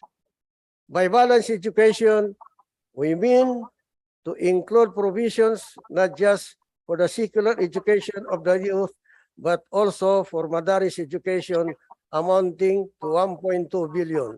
Balance also because our educational system focuses not just for academic education, but also for upscaling of skills set of our youth by providing for technical skills education amounting to 344 million. By having an education system for all, we mean to ensure that our education is inclusive and available to all learners, including those from the marginalized sectors. So to support this, we provided 19.7 million for the alternative learning system on top of its regular operating expenses. By being inclusive, we make sure no Bangsamoro learner is left behind, even those which live in far-flung schoolless barangays. To reach out to them, we allocated 28 million for the continued provision of educational services for the children living in remote areas.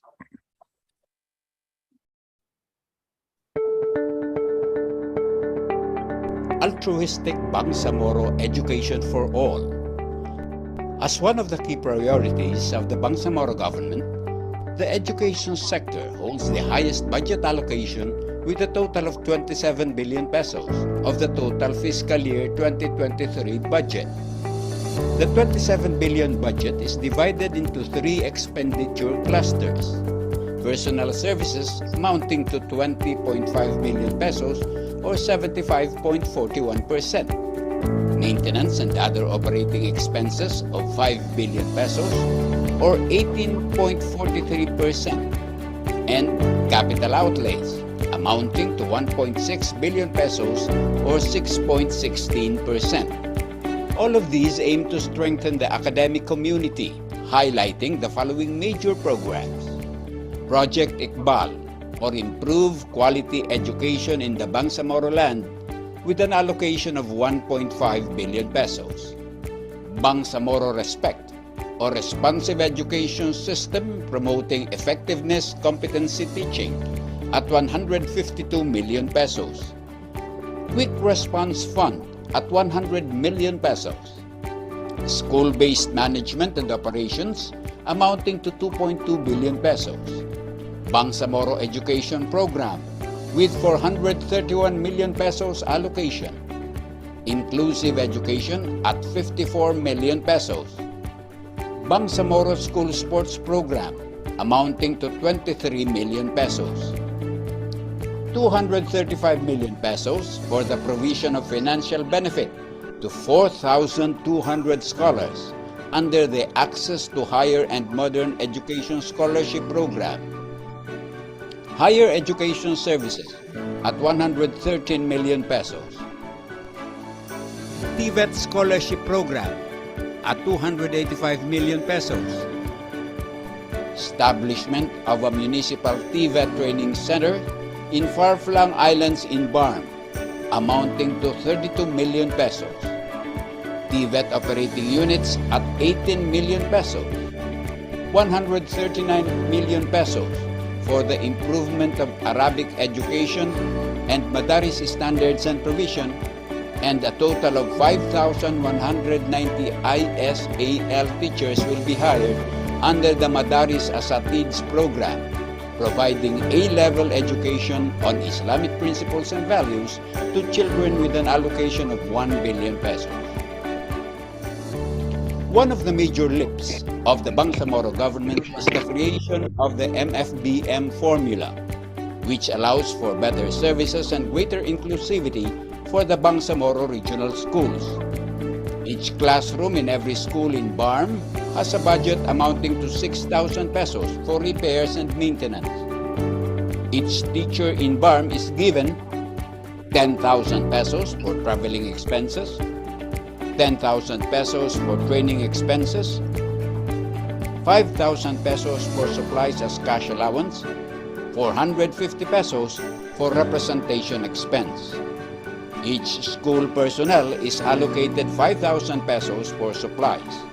In addition, an amount of 2,370 pesos is allocated for utility expenses, covering electricity and water expenses.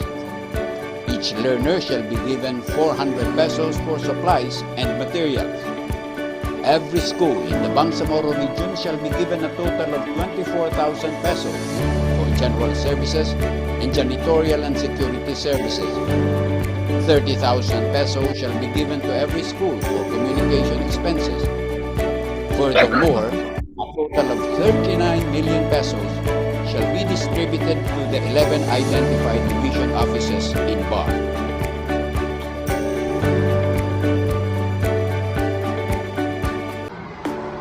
Assalamualaikum warahmatullahi wabarakatuh. To MBHTE and to our very own Minister Muhagger Muhammad Iqbal.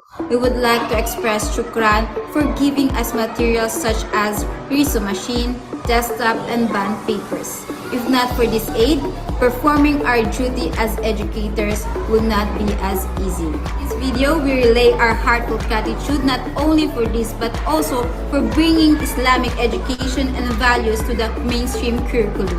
Inshallah, MBHTE will continue to have this kind of support. Again, shukran to Ministry of Basic and Higher Technical Education. Wassalamualaikum warahmatullahi wabarakatuh. Sa Kisimoas, Manol, siya po pagkalban sa Kalian Manguna Dato. Ang kapagkapur siya na na-adan atau nakandak niya, pintalo niya training and security services institute. Maraming salamat po, MBHTE.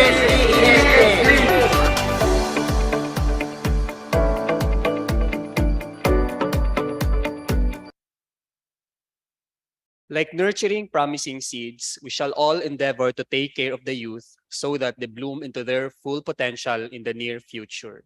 It takes the whole community to raise a child, and to ensure the hopes our children embody are protected, we need to keep every member of the community healthy, strong, and capable. As such, for 2023, we aim to continue to provide ABE, or the accessible and better healthcare services for everyone, by allocating 5.7 billion to the Ministry of Health. To ensure that the Bangsamoro people is continuously protected from the diseases which are preventable by vaccines, we have provided 519 million for the procurement of different vaccines. These vaccines will be free and accessible for all. With the evolution of new variants, COVID-19 poses a continuous threat to our health. To equip us with our continuous battle against the virus, we have allotted 230.8 million for COVID response programs, which includes health human resources for many isolation facilities of BARM, which are also used as hospital referral. Also included in this allocation is the 5 million allotted for the study of the feasibility of our region to have its own oxygen generation plant. We continue to provide for the 23 hospitals and 6 public health offices within the Bangsamoro region. We have allotted 831 million to ensure continuous health service operations available when needed by our people. Apart from this, we aim to further improve the health facilities by allocating 485 million for the construction of new buildings and structures to these hospitals and health offices, and acquisition of new health and medical related machineries and equipment and transportation equipment for improved health services. Mobility and health emergency cases and access to these health facilities are continuously being improved as we have been providing for acquisition of ambulances since year 2020. For fiscal year 2023, we continue to do the same. While access to our hospitals are always available, our constituents fear hospitalization due to the fees they would have to pay. To counter this, the medical assistance program shall continue to be available to our people. We have allotted 277.85 million for the Ayudang Medical mula sa Bangsamoro government or AMBAG. Some health issues can be readily addressed at the community level. To ensure that healthcare services are available in every community, we continue to fund the Tiyakap Bangsamoro Kalusugan program by providing monthly subsidies for the operation of every barangay health station and rural health unit within the autonomous region. 85.2 million is allocated for this program. To ensure professional medical help is available, we have set aside 450 million for the strategic placement and deployment of the different human resource for nurses, midwives, and doctors to the barrios. We continue to support the local health frontliners by allocating 72 million for the Barangay Health Workers Program. We aspire to inspire future doctors and midwives for the future generations by providing 34 million for Bangsamoro Medical Scholarship Program. In healthcare and in opportunities, there shall be fair chances to all.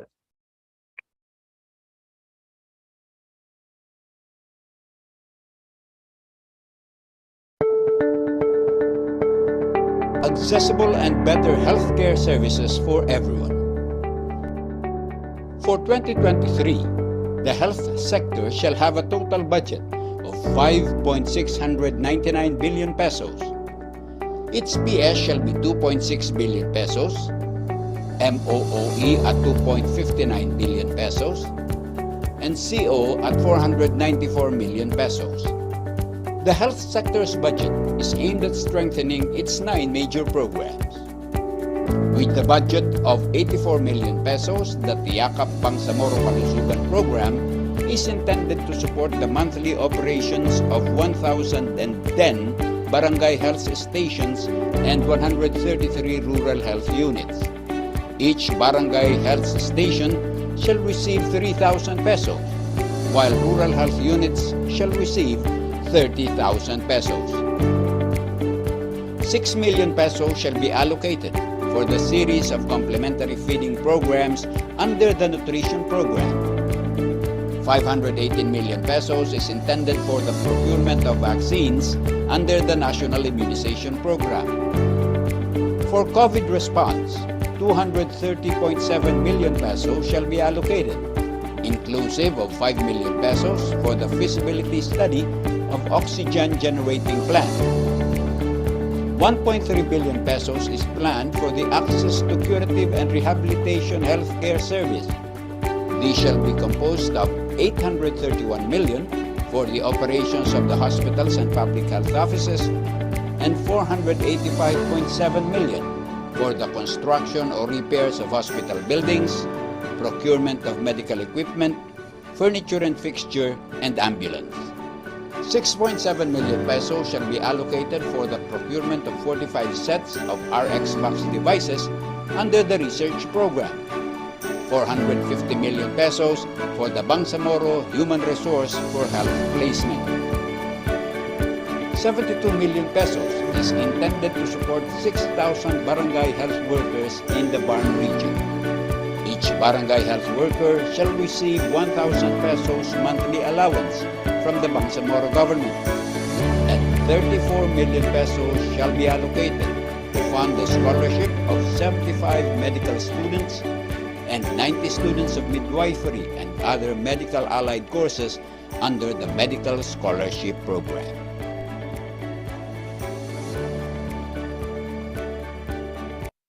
Walo sa bawat 100 bata sa rehiyon ng Bangsamoro na may edad 5 taong gulang pababa ay nakakaranas ng isang kondisyon na tinatawag na severe acute malnutrition. Ang kondisyong ito ay resulta ng kakulangan ng bitamina, mineral at iba pang nutrisyon na kinakailangan ng isang bata. Ito ay pwedeng mangyari sa kahit na sinong bata na walang sapat at wastong nutrisyon. Maaari itong magbunga sa mas malalang komplikasyon, at kung hindi mabigyan ng agarang lunas ay posibleng humantong sa kamatayan. Maaari po ba kayong magkwento tungkol sa karanasan ng inyong pamilya? Ako po si Rehana, pwede matinday, 33 years old. May 8 anak, housewife lang po ako, nag-aalaga ng mga anak ko. At yung asawa ko po ay nag-farmer po siya. Sa mga naging kliyente po ninyo na severe acute malnutrition, ilan na po ba yung mga batang cured? Well, first encounter po namin, isa sa mga patients na encounter namin, akala namin baby, newborn. Kasi nagpunta sila dito, humingi ng support para sa pagkain sa bata. Pero nung na-interview namin, doon namin nalaman na 8 months old na yung baby. So, doon pa lang, kinuha na namin, dinocument namin, kinuha na namin ng muwak, ng weight, ng height niya. Tapos, inano namin kay Doc, inopen up namin kay Doktora, babay. At kinategorize niya po na under po siya sa SAM. Ano po ba yung karaniwang kinakain ng inyong mga anak? Ang kinakain po ng mga anak ko ay maliban lang po sa kanin. Minsan pa pag may kamuting kahoy kami at pag may bunga yung mga saging namin, yun lang nakakain ng mga anak ko, tsaka yung mga pag ganito may bungang marang. Binigyan din po namin siya ng pinatry po namin sa Beata yung RUTF.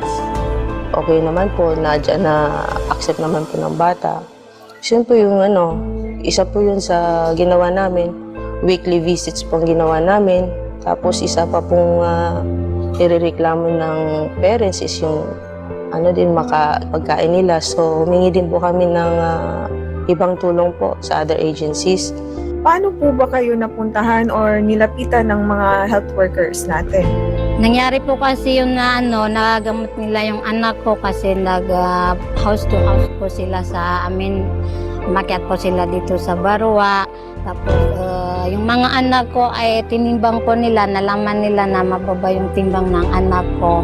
Samdo yung anak ko, kaya tuwing 1 linggo, pinupuntahan nila yung anak ko. Pag hindi sila nakakapunta na timbangin yung mga anak ko, dadalhin ko po sa center yung anak ko. Ano po ba yung pinakamahirap na aspeto bilang mga magulang ng inyong anak na may espesyal na pangangailangan? Ang mahirap po ay sa 8 kong anak ay ito pong sa mga anak ko. Mahirap po isipin na yung kailangan ng anak ko, hindi ko lahat na ibibigay sa kanya. Dala lang po mahirap lang po kami. Mahirap po kasi yung mag-alaga ng maraming anak, tapos yung asawa ko lang po, farmer lang po siya. Pag tulad po ngayon, may mga bungang marang, pag may papaakyat na mga marang, doon, kinukuha po niya pag siya ay napupuntahan para mangakyat ng mga bunga ng mga marang. Ano po ba yung naging gantimpala sa karanasan na ito? Ngayon po na nakikita ko yung anak ko na gumaling na siya, hindi na siya. Tinulungan po nila ako, lahat po ng mga payo nila sa akin ay sinunod ko. Ito, nakita ko yung anak ko na magaling na siya, hindi na siya siyang. Kaya maganda na sa akin. Bale, dahil part po ko ng nutrition program, tuloy-tuloy lang po yung programa kung may available na tulong na maibibigay po sa mga affected individuals po nandyan po ang Bacolod Calawi RHU para tumulong at yung mga kasamahan ko po. Ano po yung mensahe na gusto mong ibahagi sa ibang mga pamilya na nakakaranas din ng ganito? Mensahe ko lang po sa mga magulang, kung may anak kayong tulad ng anak ko na makipagtulungan kayo sa mga health center. Hindi po sila nagsasawa tumulong sa atin. Yung kaya nilang itulong sa atin ay tinutulong nila sa atin na pwede nilang tulungan. Kaya tayo naman po mga nanay, ang payo ko lang po ay sumunod po tayo sa mga sinasabi nila sa atin. Hindi pa nga sila tumutulong sa mga anak natin, tayo ay hindi tayo sumusunod sa kanila. Sundin natin yung mga iutos nila sa atin. Tayong magtutulong-tulungan. Sa inyo pong naging karanasan, paano po makatulong na ma-develop ang inyong sarili na magpursige na labanan ng malnutrisyon? Ine-emphasize po namin sa kanila na importante talaga rin yung health teaching sa kanila. Meron talagang mga pamilya na nahihirapan intindihin yung iba, pero dahil sa health teaching, nakakatulong ka pa rin. Pag-address natin sa problema ng malnutrition ay nangangailangan ng multisectoral at multidisciplinary approach. Ibig sabihin, kailangan magtulong-tulong yung mga ahensya ng gobyerno, hindi lang yung isang ahensya katulad ng Department of Health at sa ating region, yung Ministry of Health. So dapat dyan yung ibang mga sektor o mga agency sa responsible sa agriculture, sa food security, and of course yung sa livelihood. Basic natin na problema kung paano magkaroon ng access yung ating mga kababayan ay yun ang dapat natin pagtulungan. And of course, nandyan yung ating local government unit na manguna rin sa implementasyon ng iba't ibang mga programa, mga projects, and mga activities in relation to nutrition.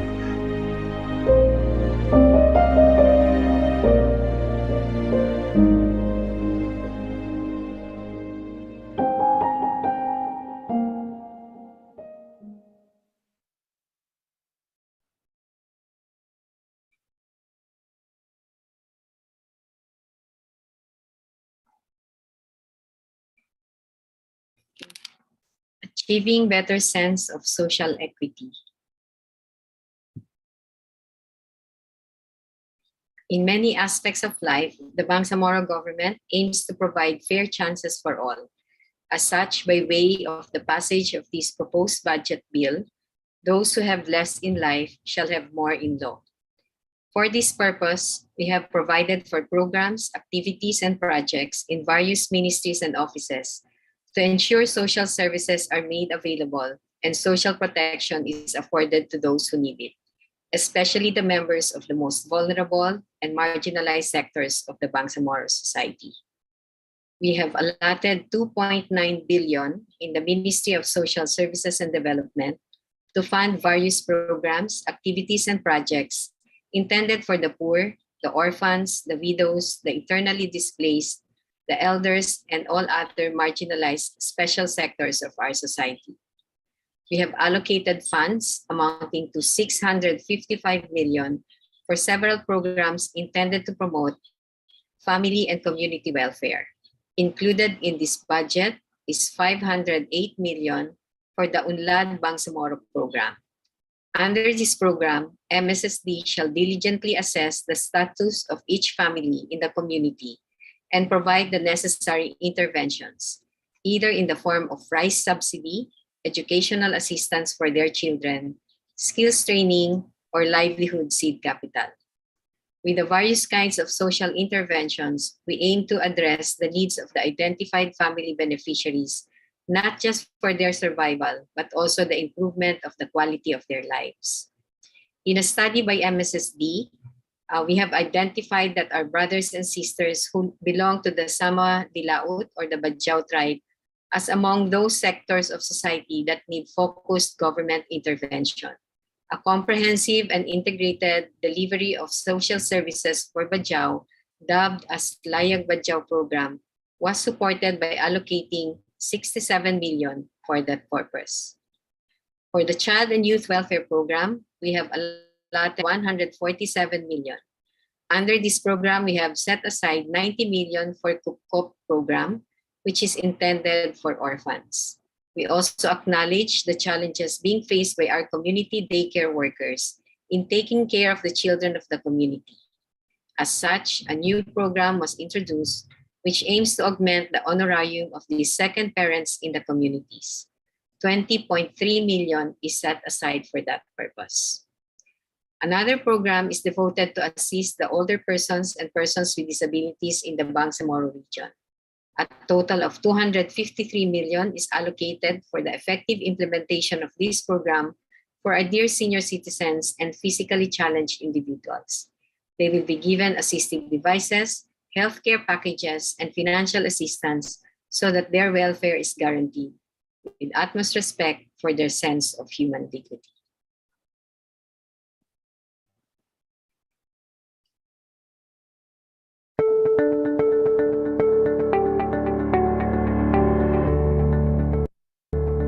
Achieving better sense of social equity. For the fiscal year 2023, the social services sector shall have an allocation of 2.8 billion pesos of the BARM's total budget.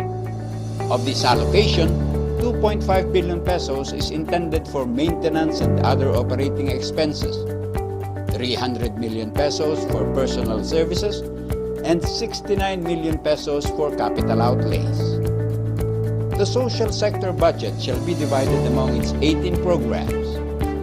The Unlad Bangsamoro program, with a budget of 508 million pesos, shall provide social, education, and medical services to approximately 12,000 families. The Layug Bajau, a comprehensive and integrated delivery of social services for Bajau, will have a budget of 67 million pesos, targeting to provide services to 2,000 Bajau families. 85 million pesos is allotted for the Angat Bangsamoro Kabataan Tungo sa Karunungan, or ABK, for non-unlad. 20 million pesos as support for the 1,695 daycare workers under the augmentation of honorarium for daycare workers. 90 million pesos is allotted for the financial assistance for orphans under the Kupkop program, where each beneficiary will receive an amount of 5,000 pesos per month that shall cover their needs such as food, clothing, health, shelter, and education. 6 million pesos is intended for assistive devices for older persons program, and 17 million pesos for healthcare packages for older persons. 217 million pesos is allotted for the financial assistance for persons with disabilities, or PWDs program, where indigent PWDs shall receive a monthly stipend of 500 pesos. 6 million pesos for assistive devices for persons with disabilities. 504 million pesos for emergency relief assistance program. 165 million pesos for emergency shelter assistance program, whereby internally displaced persons shall receive an amount of 30,000 pesos to help rebuild their homes. The Ligtas Pamilya shall have a budget of 48 million pesos, which aims to provide DRR kits or grab bags and support the conduct of community-based DRR trainings. 60 million pesos is planned for the multipurpose cash assistance as support for anticipatory action, response, and recovery. 55 million pesos for cash for work, for disaster risk reduction, climate change adaptation. 86 million pesos for the Lingkod Pamayanan para sa Kapayapaan program. 75 million pesos is allocated for the distribution of hygiene kits. 20 million pesos for the Bangsamoro Humanitarian Assistance and Transfer for Individuals in Distress, or the Bangsamoro Hatid program. And 210 million pesos for the Bangsamoro Critical Assistance to Indigents in response to emergency situations, or the Bangsamoro Cares program. po si Vilma Agapor, 34 ang edad, nakatira sa Barangay Pindulunan, Lumbayan, Nagi, Lanao del Sur. Isa ako sa mga PWD na may kapansanan sa mata. Nagsimula yung sakit ko sa 9 na taong lang ako. May asawa na ako ngayon. Ang isa siya ang isang farmer. Nahihirapan na ako sa kondisyon ko dahil wala akong magawa, wala akong nakita. Hindi ako makapaglakad ng mag-isa kung walang asawa ko. Kahit mahirap ang buhay, lumalaban din ako para sa mga pamilya ko. Gas assistance nga natanggap namin sa MSSD, nagpasalamat ako. Nakakatulong yun sa mga kailangan namin sa bahay. Kailangan ko sa bahay. Kagaya ng bigas at saka yung gamot. Salamat kami sa MSSD at saka sa BERM. May program sila na para sa amin, mga PWD. Nararamdaman namin na may mahalaga kami sa kanila. Ako nga pala si Mary Jane Balansi sa Payani, isang katutubong Badyaw. Nung kasagsagan po ng Bagyong Odette, nasa evacuation center po kami. Nung dumating na malakas ang hangin, sobrang nahirapan kami kasi tumaas ang bahas doon sa evacuation center. Tapos meron nag-iiyakan, meron ng kinakabahan. Nung kasagsagan po ng bagyo, lahat po ng mga bahay namin sa katutubong Badyaw, lahat po ay nawala, lahat po ay wash out. Pati rin po mga bangka na aming ginagamit upang hanap buhay, wala na rin pong natira. At nagpapasalamat po ako sa Bangsamoro government na tumulong sa amin. Mabigyan po kami ng konting matutuluyan po sa ngayon dahil po sa trapal, malaking tulong na po yun sa amin upang masilong po sa aming pamilya. Maraming salamat po sa Trapal at Dignity Kit. Malaking tulong po sa amin ito. Salamatan ako sa kanong sa bar sa panabing ngayon kami. Lagi may akagupo kami ay sa kanila.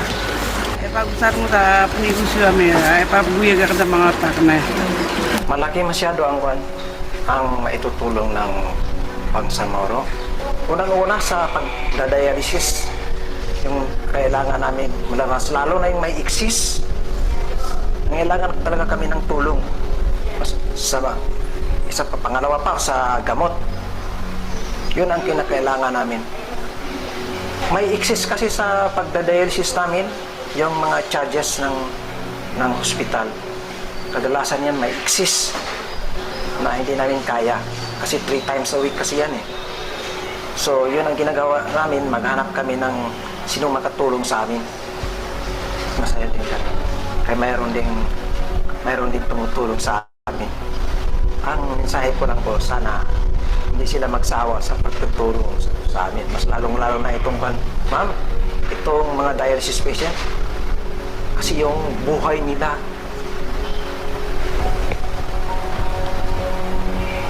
extended lang.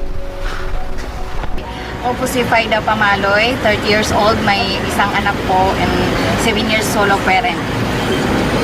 Tapos yun po, biktima rin po ako ng Marawi siege. Tapos na-stop po yung medyo humina po yung kita namin dahil po sa COVID. Nasuli mo wala na nandito kayo kumbaga nag-alala kasi na skamya di kailay, skamya solo parent, namyailay kami niyo, skamya pamanan, parang igamit pa ako sa mga kwan kay solo parent, namyailay kami niyo, piyag-spesyalan niyo pa na makasungsaya. So parang masyadong nakakataba po ng puso, wala po akong masabi. Maraming salamat po. Maraming salamat po. Salamat. Maraming salamat po.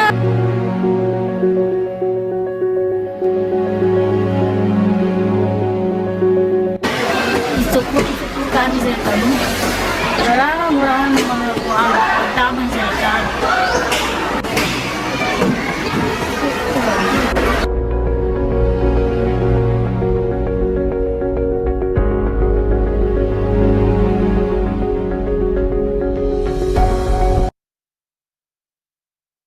The government is one of the key drivers of the economy. The benefits of government spending, especially in infrastructure projects, have a multiplier effect in boosting our economy. Government spending on infrastructure creates jobs for the people and increases demand for supplies, which in effect increases economic activities.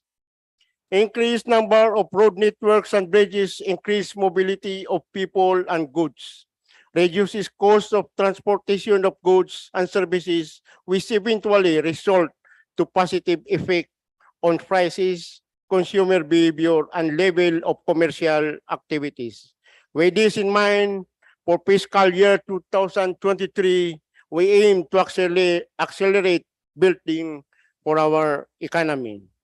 For Ministry of Public Works alone, we have allocated funds amounting to 16.47 billion pesos. This fund will be devoted for construction and improvement of various infrastructure projects in the autonomous region in order to induce and sustain economic activity. To increase mobility and ensure physical connectivity of BRMM or BARM geographic areas, 10 billion pesos is set aside for road network development program. 791 million pesos for construction of bridges, 256 million for port rehabilitation program, and 1 billion pesos for other infrastructure projects. Various strategic infrastructure projects will also be implemented by other ministries and offices. The Ministry of Housing and Human Settlements Development shall implement the housing resettlement program for the disadvantaged and homeless, especially those victims of conflict and atrocities, internally displaced persons, and other needy sectors to address lack of shelters. An amount of 61.8 million pesos is allocated for 9 resettlement project sites to be developed within fiscal year 2023. The continuation of the implementation of Project Kapayapaan sa Pamayanan or Kapyanan Housing, Livelihood and Electrification projects funded during the previous fiscal years shall be supported by providing for its administrative cost of 37 million pesos and allotting 78 million pesos for its livelihood assistance. Connectivity through transportation is aimed to be further improved with the funding of the Port Infrastructure Modernization Program under the Ministry of Transportation and Communication amounting to 15 million pesos. A continuous study on ways to improve air transportation will be funded amounting to 50 million pesos lodged under the MOTC, my ministry. To address the need for sufficient supply of potable water in the island provinces, we will support the construction of water desalination systems to be implemented by Ministry of Interior and local government amounting to 150 million pesos. The MPW is likewise given 150 million pesos for the implementation of infrastructure projects that will establish water systems for stable supply for communities. These will some of the many ways infrastructure projects will help improve the lives of our Bangsamoro people.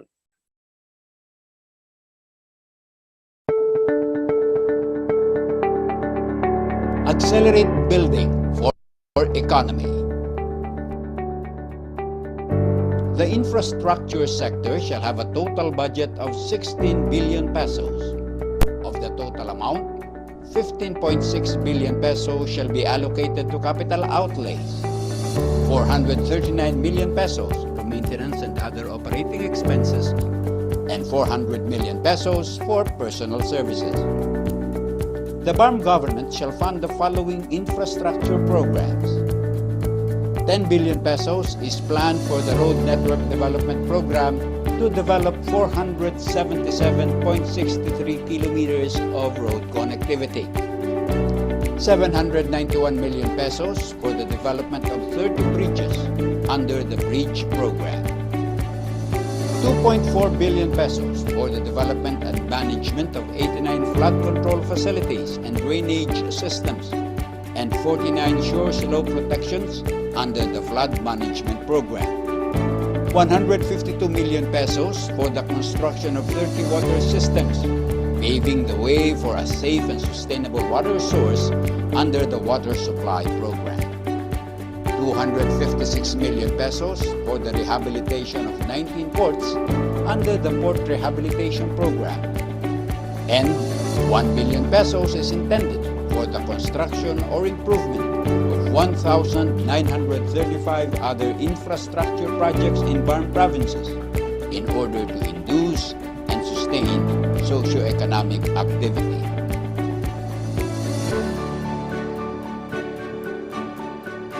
Dumating na sa amin yung hangad namin, yung pangarap namin.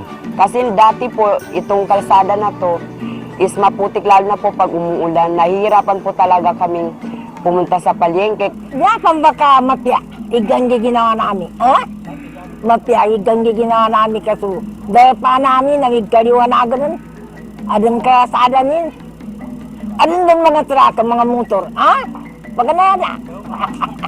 Maganda ito gawa ng itong pagkaroon namin ng kalsada, isa na itong sign. Malinaw talaga sa kuna. Piyang overtime kami, kanuno na rin, kaya pagka-overtime, sa guna, na di madaway-doble, piyay ipadripo lang, panakagaga namin, sabab sa mapiyay, limpyo na lang na tagwin na kami, na kung kadaran, ni pag namin masangin, piyay mapasang. Nalmuluan su lang, unos kami siya sa rudo po, sa kapapaliw, kano, mga note-note ang mga kuyagan namin, labi-labi rin no, mga adun mga emergency na maga namin kakapot so tidu-tidu padama na namin upama no mga hospital.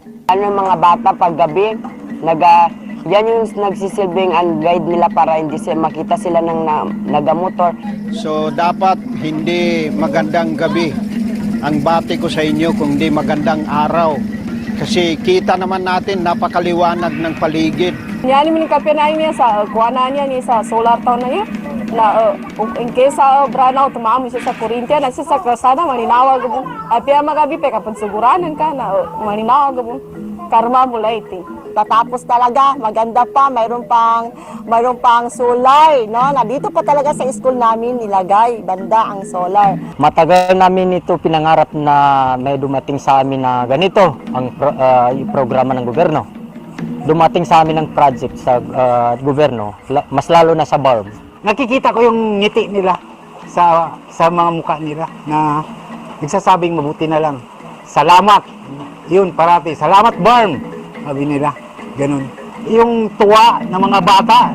Dati, wala akong nakikita dito nagbibisikleta. Kasi ang hirap nitong daanan na ito. Ngayon may mga bike na dito. Yung mga bata, nagbabike. Ganun sila kasaya. Kaya ang kita nung siya sa nagawa na Mindanao niya na napakananam din at tawag ka nakalilintad at tawag ka nasampenin. So mapya kabaguyag-uyag na sumapya kapag kakaban. Puro taboy, inang gano'n sa kami, bilyon. May brami po. Ang karsada, inang gano'n sa kami. So palitan, inang gano'n sa kami. Natadaba aron tao, tadaba adon dunya. Na nanya pumpay niya ba? Kagadama mi doon ni BARM. Ramdam namin ang BARM. Kagadam namin sa BARM. Ramdam na namin ang BARM. Ramdam namin ang BARM.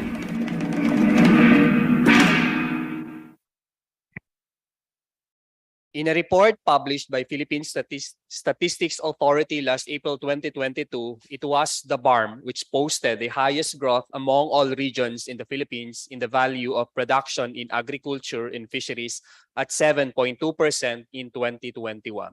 And so far, in second quarter of 2022, BARM continues to be the biggest contributor for fisheries production in the Philippines. We intend to sustain this progress by supporting the programs, activities, and projects to be implemented by the Ministry of Agriculture, Fisheries, and Agrarian Reform all amounting to 1.49 billion. Of the total, 467 million is allotted for the provision of support services to small landowners, farmers, and fisher folks.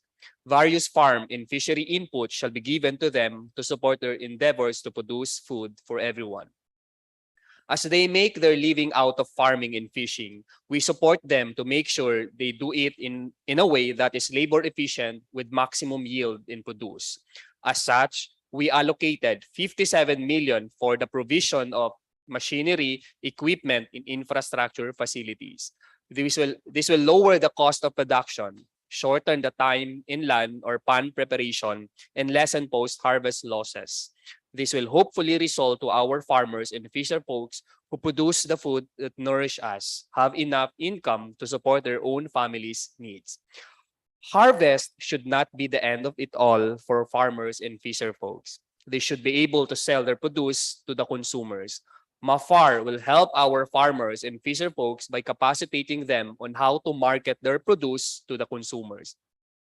For this purpose, 10 million has been allocated to support Agri-Fishery Marketing Enterprise Program, 8 million for marketing development services, and 19.1 million for extension, support, education, and training services to be given to the farmers and fisher folks. We also aim to achieve justice and equity to the landless farmers by supporting the Land Tenure Security Program of Mafar with an allocation amounting to 34.16 million. This will be used for land acquisition and distribution of agricultural lands to identify landless farmer beneficiaries. Legal support shall also be available to these land beneficiaries. 6 million is allotted for provision of legal services to farmers and fisher folks.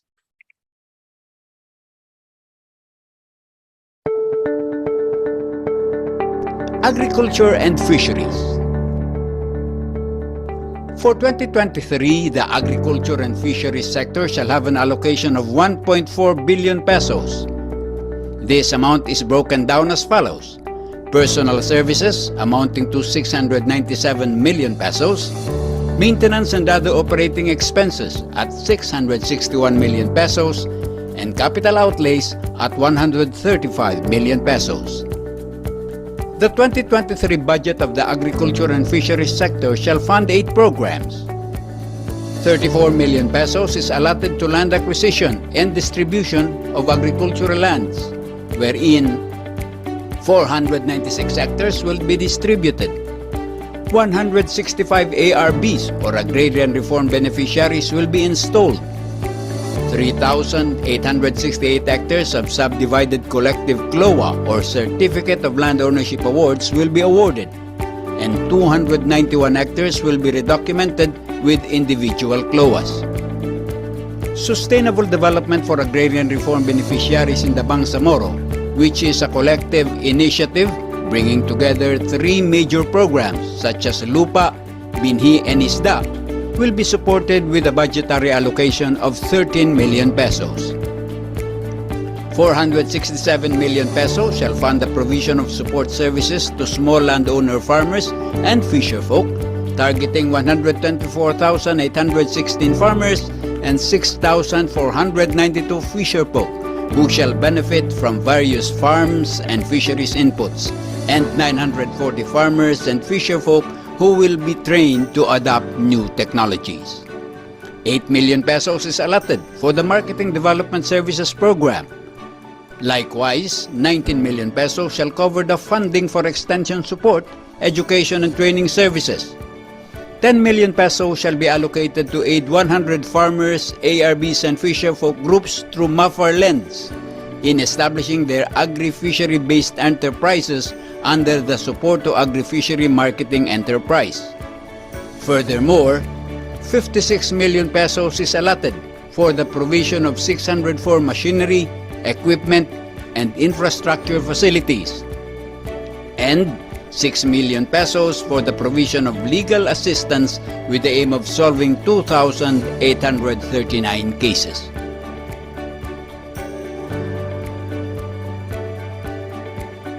Ayan po namin is yung pag-farm Kasi wala pang masyadong tulong. Medyo mahirapan kasi umaasa lang kami sa isang cash crop na produkto na pamumuhay.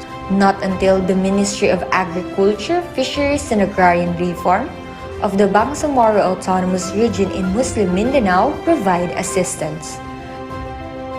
Ako po ay isang recipient ng MAFAR na kung saan binigyan kami ng similya na palay.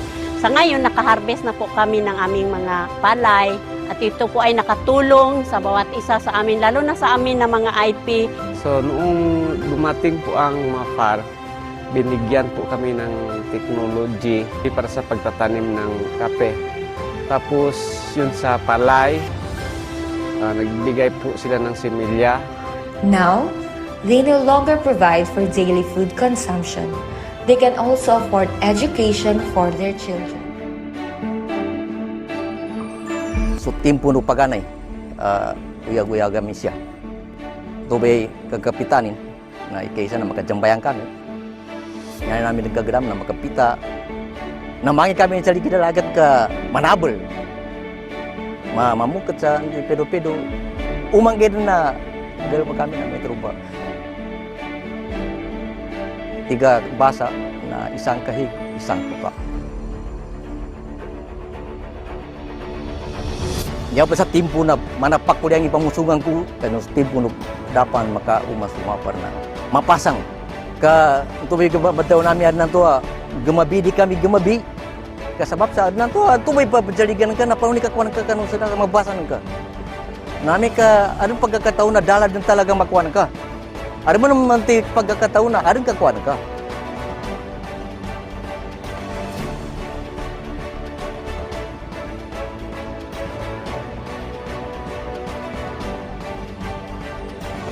Nanya ba year 2020, nakumabay niya technical na MAFAR. Nananggang kami din sa ukit kapag uyag. Ikaisa ba niya anak ngayon sa kami na crab patining ng turbay umpisa na umber sa kami sa pamikiran. Tataman sa ingang kami niyan sa technical demo. Gayano ba niya sa kalikuran ko niya na nanambay unga no ukit kinaanggay na mapar sa kami sa technical assistant.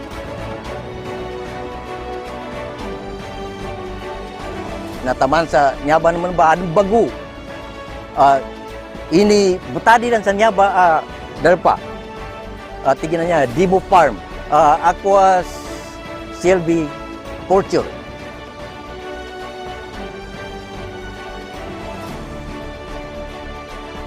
Alhamdulillah ka su ukit o ka uyag-uyag minsan sa guna na equip sa mga pamikiran namin.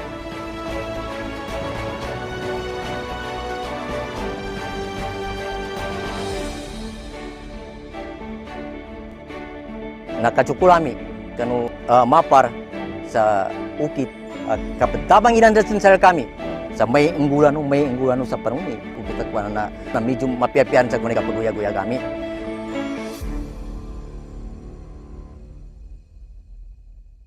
As we highly depend on our environment, the preservation of health ecology between man and the natural environment shall remain part of our agenda. The issue about degradation of nature and the devastating effects of climate change shall altogether cease to be the white elephant in the room. By preserving nature, we protect ourselves and the future generations. Through the Ministry of Environment, Natural Resources and Energy, we shall seek to restore into lush and rich forests the open and denuded forest land. For this purpose, 82.9 million is allocated for the integrated Bangsamoro Greening Program and Maintenance and Protection Program. We shall also endeavor to preserve natural resource-rich areas by managing and maintaining the protected areas for the protection of biodiversity, maintenance of ecosystem balance, and preserving what is left of the important habitats for our remaining flora and fauna. As such, 7 million was allocated for the Protected Area Management and Development Program. As we work for the reforestation of our mountains and rehabilitation of our environment, we shall deal with the devastating effects of abrupt climate changes. Flooding is among the serious adversarial effects of deforestation.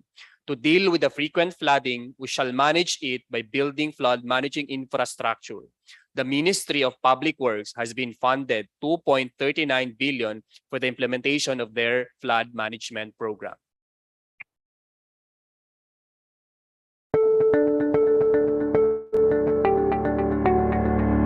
Natural environment and climate change initiatives.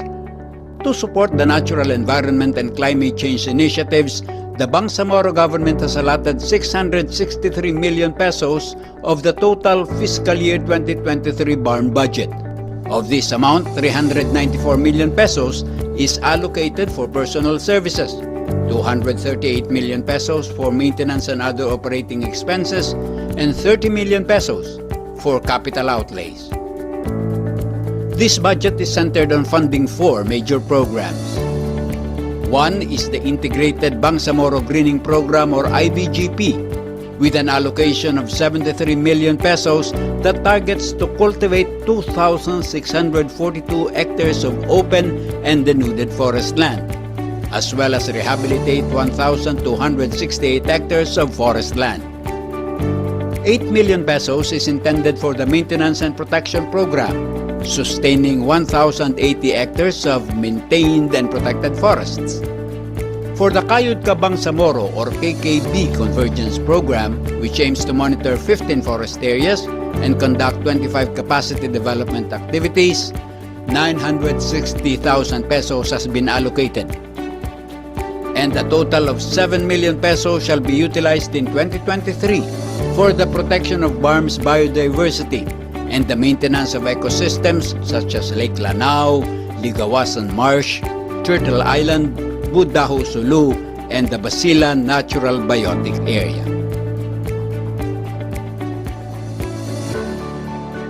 Ini na ba man sa kami? Yan mo na nitawag man sa kami niya na alhamdulillah. Kana uyag-uyag at pitabangan ganyan. Tawag kami sa kuan, barm ka siyempre. Kaya ang di kami saya. Dahil man ito napaka-artist kami sa kuan. Yan hindi makamu ako, di may pinimapos ah.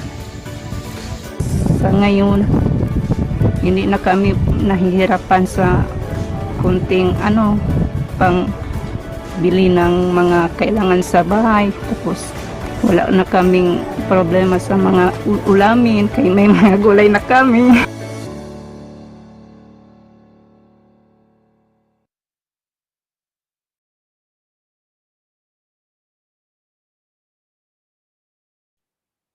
Disaster recovery and resilience. The Bangsamoro government shall be ready to respond to the immediate needs of our people in case of disaster brought about by calamities, both natural and man-made.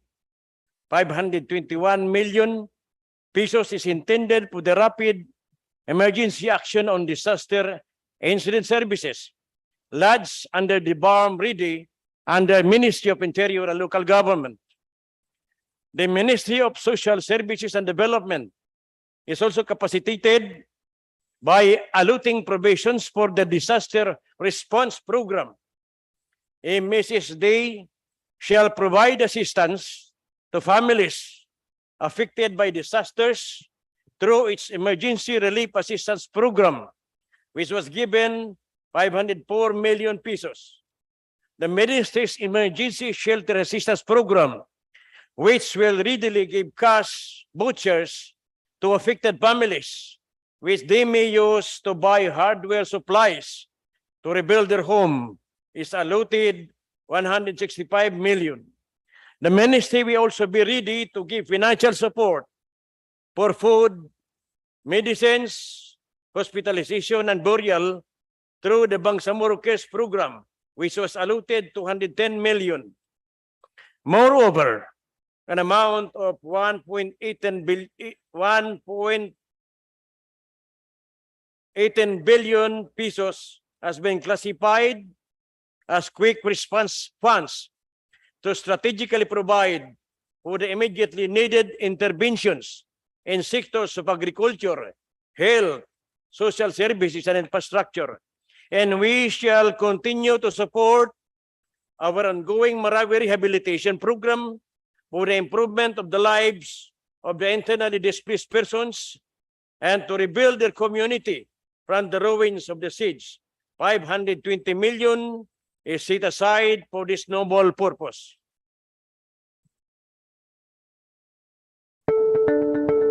Disaster and recovery resilience.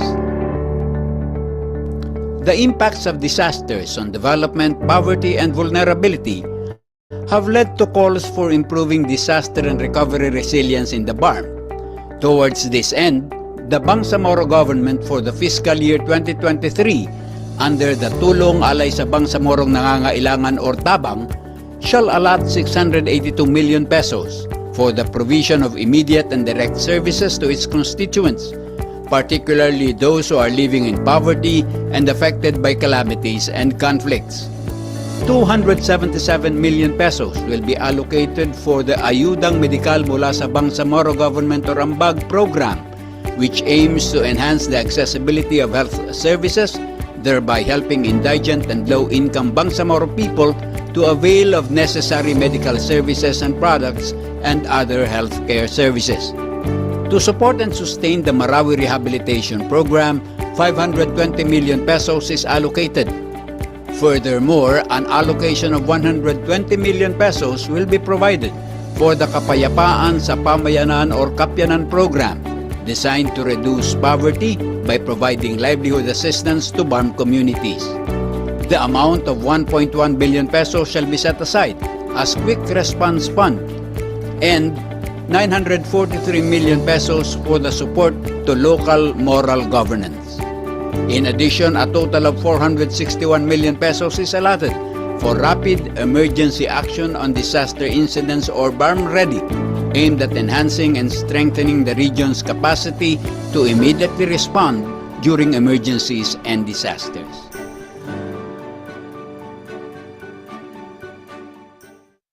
Kami po ay nagpapasalamat sa tulong galing sa BARM, lalong-lalo na sa ating Chief Minister na si Haji Ibrahim Murad. Kaya nagpapasalamat po kami sa inyo sa taga-BARM dahil sa tulong na binigay nyo dito sa Barangay Litayin, lalong-lalo na sa mga nasira ng bahay, sa mga pamilya nila. Kaya at saka kahit mahirap, malaking alon, dinaanan ng BARM para makatulong lang dito sa nasunugan. Kaya hindi kami sawang magpapasalamat sa ating Chief Minister na si Haji Murad Ibrahim. Kaya taos puso po kaming nagpapasalamat, lalong-lalo na po sa Panginoon, sa kay Allah, kami nagpapasalamat po na hindi sawa talaga kami magpapasalamat dahil talagang nasunugan ng mga tao. Kaya kami po, mga barangay opisyal dito sa Barangay Litayin, kami ay talagang luha kami sa nangyari sa mga taong na to. Hindi namin sukat akalain na ganitong mangyari sa mga kaparenti natin, mga kapamilya natin, na talagang wala nang natira sa kanila. Ang natira lang sa kanila yung mga damit lang nila, yung talagang dinala lang nila, yung bahay nila, yung iba posti lang natira, yung mga kwan nila, saingan, wala na, urot, ubos na. Kaya hindi rin kami nagsawang magpapasalamat sa mga tao ng BARM, lalong-lalo na sa ating Chief Minister na si Haji Murad. Kaya maraming salamat po. Ako po si Samir P. Karudin, first kagawad ng Barangay Litayin, dating PPF Bangsamoro. Ako ay isang istacom dito sa Bungguaylan ng Bangsamoro. Kaya Chief Minister, kami po ay nagpapasalamat sa iyo, lalong-lalo na yung mga nasunugan. Hindi naman nila maisigaw ang kanilang busis na ang pagpapasalamat sa iyo. Kaya dinadaan sa akin na ako'y nagpapasalamat sa iyo, Chief Minister Haji Murad Ibrahim. Hanggang dyan na lang po, ma'am. Wassalamualaikum warahmatullahi ta'ala wabarakatuh.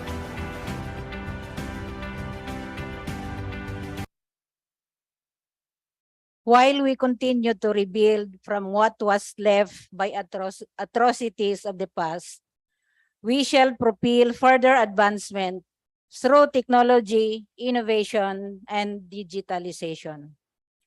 We will capitalize in research and development by funding various research projects in coordination with the Ministry of Science and Technology, or MOST.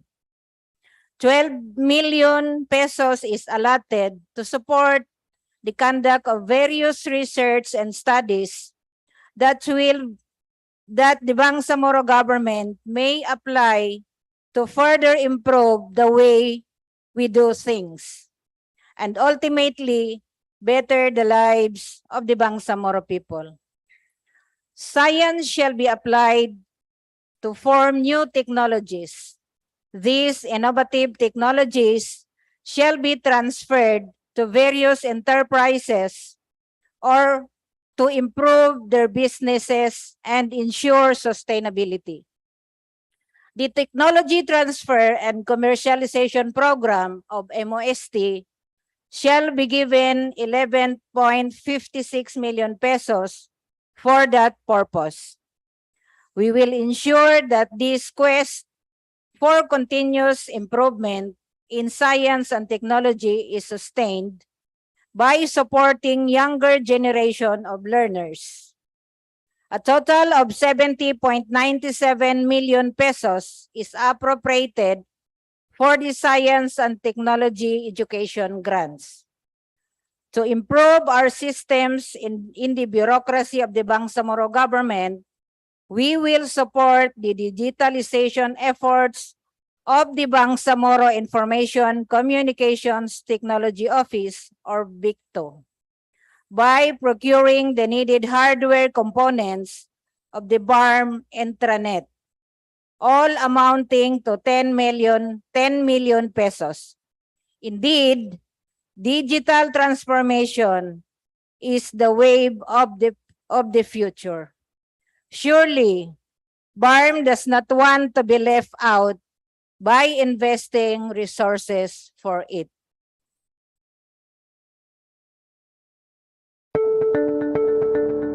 Technology, innovation, and digitization. For the technology, innovation, and digitization sector, a budgetary allocation of 247 million pesos shall be provided in 2023. 69.9 million pesos shall be allocated for personal services, 144.7 million pesos for maintenance and other operating expenses, and 32.4 million pesos for capital outlays. The Bangsamoro government shall provide the following programs under this sector. The Research and Development Program, which shall receive an allocation of 13 million pesos, 2.3 million pesos for the Bangsamoro Empowerment through Science and Technology, or BEST, which aims to provide science and technology-based livelihood projects to identified communities, targeting 21 MSMEs. 11.56 million pesos will be provided for the Technology Transfer and Commercialization Program, or TTCP, upgrading 14 micro, small, and medium enterprises through technology training and product development. 9 million pesos is intended for the provision of science laboratory apparatus in 30 identified schools. Likewise, 50 identified schools will be provided with Starbucks or digital libraries, and such shall be covered by an allocation of 3 million pesos. 45.12 million pesos shall be allotted for the base or regular program, wherein 614 students will be given scholarship assistance amounting to 8,000 per month. With an allocation of 25 million pesos, the Bangsamoro government also plans to provide cash assistance amounting to 100,000 pesos per semester to 150 grantees under the base merit program, and 18 million pesos will be provided for the Bangsamoro Standards and Testing Laboratories. Furthermore, 10 million pesos is allotted for the procurement of hardware components for the development of BARM intranet.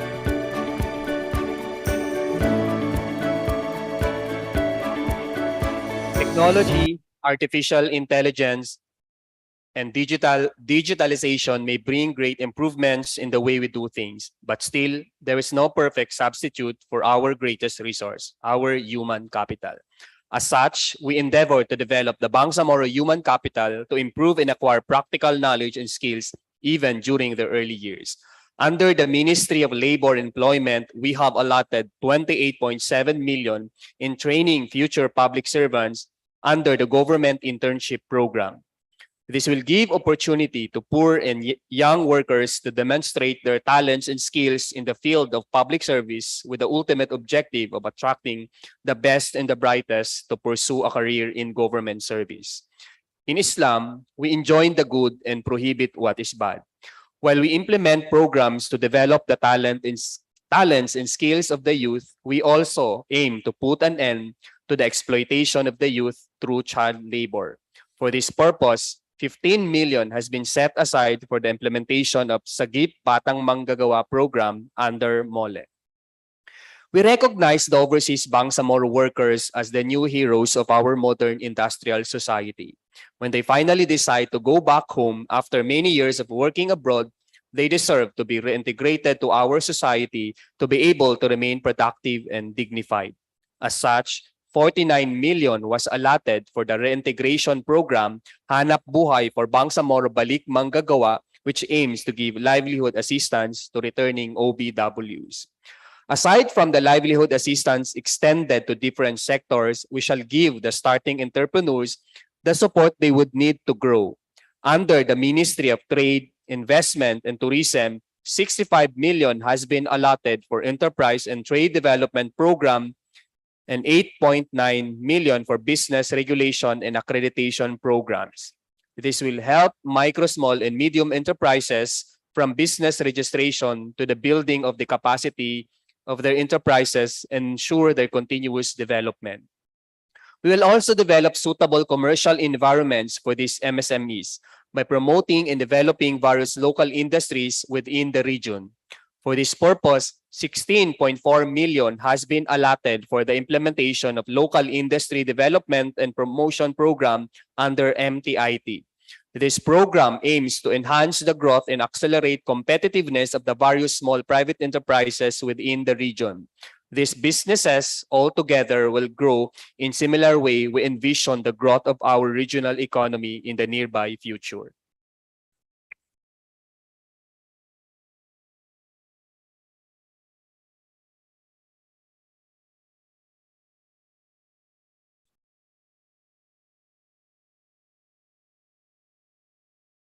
This juncture, at this juncture, I would like to express my sincerest thanks to all the public servants who diligently work in coming up with the budget of the Bangsamoro. To all officers and employees of the various ministries, offices, and agencies who painstakingly work on the figures and words. Maraming salamat sa inyo. To the Honorable Speaker and my distinguished colleagues in the new and united Bangsamoro Transition Authority, with your support, the passage of the budget of the Bangsamoro will draw the path to progress of the Bangsamoro Autonomous Region as we enter the second half of the extended transition period. With your judicious examination of the items in the budget, surely we can better draw the fine details needed to improve our plan for the Bangsamoro Autonomous Region and its people. Let us all work together to make sure our bright plans for the future are concretely expressed in the financial blueprint of our bureaucracy. With your support, together we shall be able to unite to build a strong and dedicated Bangsamoro government that will fulfill the promises of peace, development, and meaningful self-governance for the betterment of lives of our people, inshallah.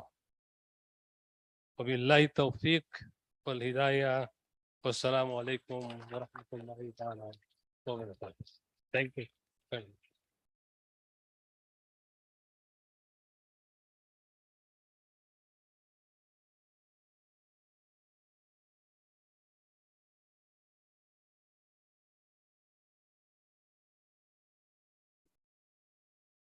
Floor leader, what will happen next?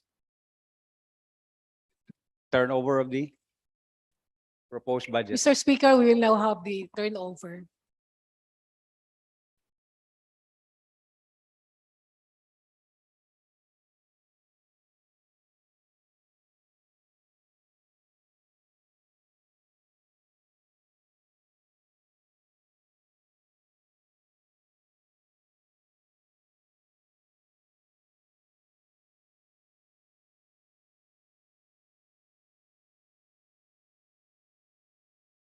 Floor leader, what is next in the order of business? Mr. Speaker, we would like to thank the Chief Minister for the very comprehensive presentation of the budget, and we also thank the members of the cabinet for the very excellent presentation. We will not, there being no other items in the agenda, Mr. Speaker, I move to adjourn the session until tomorrow, September 27 at 1 o'clock in the afternoon.